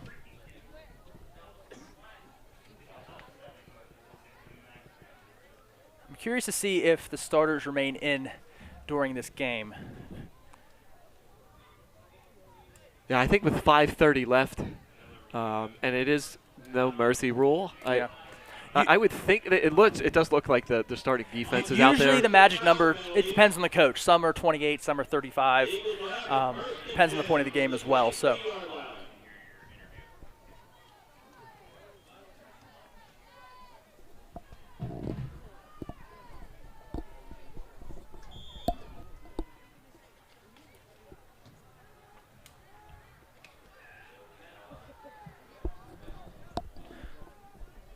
So you definitely have to assume South Park's going to be passing on just about every play at this point. And then they run the ball. And then they run the ball, proving you wrong, maybe surprising North Catholic as Johnston gets a decent gain of about 6 or 7 yards close to the 30-yard line. 5:15 left in the fourth quarter. I agree with you, though, Darren. South Park's not going to be able to run the ball very much if they want to score a couple times. But maybe they, like us, have realized that this game is maybe out of hand now and are returning back to their normal set offense see if that can get them a score tonight, even if it takes up most of the rest of the game. You don't know who you might run into at the playoffs. You might want to kind of test some things out, see if it might work later on. Conroy shotgun, hands it off again to Johnson. He's tackled from behind that time, and he's not going to get a first down, which brings up about 3rd and 1. And number 52, Primrose. And 1 brings up 3rd and 2.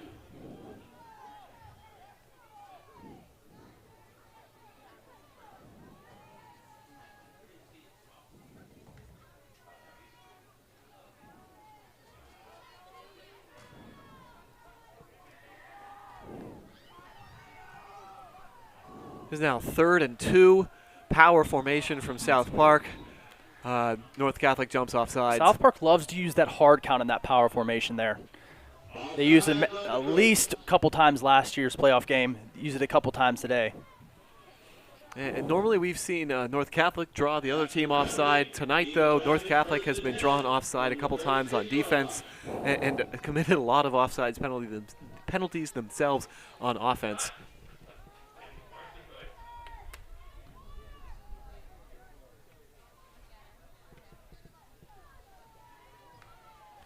Conroy gets the snap, hands it to Johnson again. Johnson running to his left, almost tackled from behind, and then jumps forward for about 4 yards. Brought down by number 9, Maher. And number 67. And I'm totally wrong with 4 yards. That's actually going to be about 6 yards. Nice run by Johnson. 4.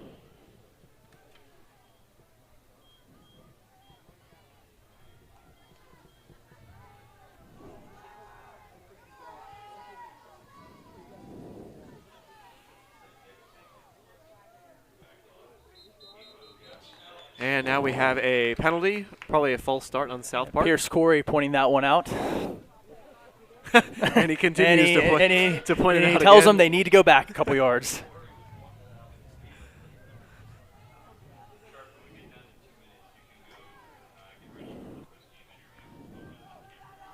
Three minutes and 8 seconds left now. Brings up 2nd and 9 for the Eagles. 2nd and 9 for South Park after the 5-yard penalty.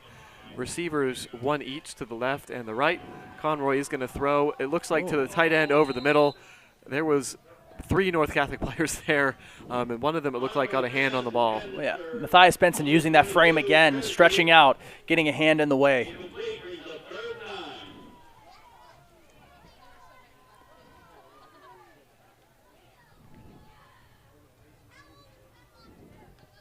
Third and 9 now.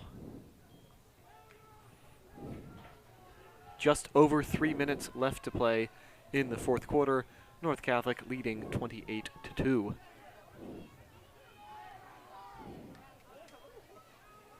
They're going to hand it off this time on 3rd and long.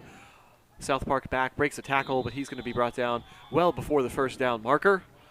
And it is 4th down again for South Park. Brought down by number 31, Long. I believe the offense is staying on the field here. Yeah, Conroy is not walking to the sideline. And now, though, their receivers are coming off the field. Brendan Wood and Xander Robert Shaw.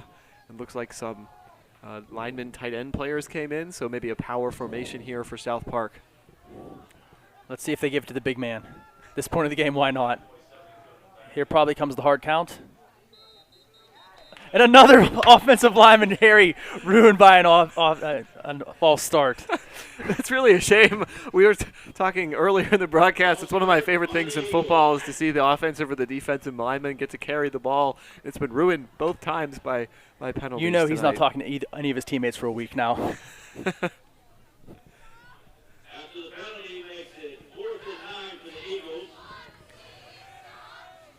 And with it going from 4th and 4 to 4th and 9, South Park decides to punt this time. Jackson is going to be the lone person back. North Catholic maybe expecting being careful, expecting a fake here. But South Park is going to punt it away. End over end, bounces at about the 38-yard line, then stops at the 34. And that is where North Catholic will pick it up with 2 minutes and 8 seconds left here in the fourth quarter. While we have a moment at this change of possession, let us take a look at the road ahead for the Trojans. This being week 5 of the season, North Catholic has 2 games left. The next game is against, and they're both in conference. The next one is against Deer Lakes, who is at the bottom of our conference. Heading into tonight, Deer Lakes has been outscored 129-14. That's not going to, might not go too well for Deer Lakes. And then the last game of the season, which we will be doing here on the NC Sports Network, is against second place Freeport. So that's a big game to end the season for North Catholic. Prentice hands it off to Fennel. Fennel tries to go out. Oh, Pierce Corey. I just see the 2 and I think Fennel, but it is Pierce Corey. He cut it back up inside for a gain of 2 yards. Nice run there by Pierce. We haven't seen Fennel get the ball a lot today. I'm kind of surprised. Yeah, I don't remember him carrying the ball once, but he did make that big play on the long kickoff return for South Park, chasing the guy down from behind. North Catholic in no rush to get another play off, letting the clock wind down. 1:30 left now here in the fourth quarter. Hands it off to Corey again. Corey to the right side. Had a little bit of a hole. Gets out up over the 40-yard line as we approach 1 minute left. We'd like to remind you that don't go away from the broadcast as soon as the game ends. We are going to have an on-field interview for the first time here on NC Sports Network in a football game with head coach Pat O'Shea. So please stay tuned for that once the game ends, as we head under a minute now. So that end is going to come pretty swiftly with only 1 or 2 more plays, as North Catholic is going to put the icing on the cake here for this 28-2 win, probably, unless they can get a long touchdown run here. They are going to give it to Fennel. Fennel dancing around, gets to the sideline, and I think he's going to be tackled out of bounds. That's going to stop the clock with 36.2 seconds left. Tackle on the play by number 22, Aronstein.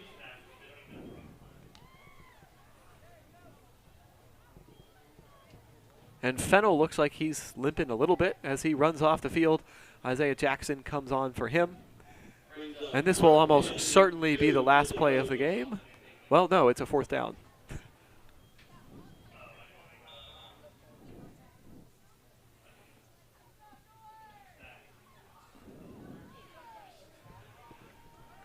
Fourth and 2 for North Catholic. They're going to keep the offense on the field. Prentice goes under center, and he QB sneaks it again. And he's going to get the first down. That's probably going to be the last play of the game. Every time he gets under center, he goes for the QB sneak. And he's big. He's hard to tackle. He's going to get 2 or 3 yards. The clock, of course, does stop briefly for a first down, 31.5 seconds. At most now we will have 1 more play, and North Catholic can celebrate, moving to 5-0 on the season.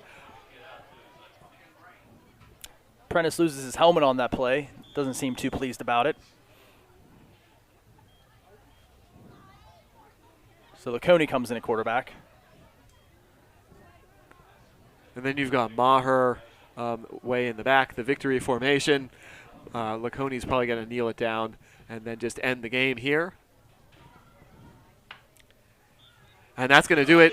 A 28-2 win for North Catholic against South Park, getting a little bit of revenge for that playoff loss last year.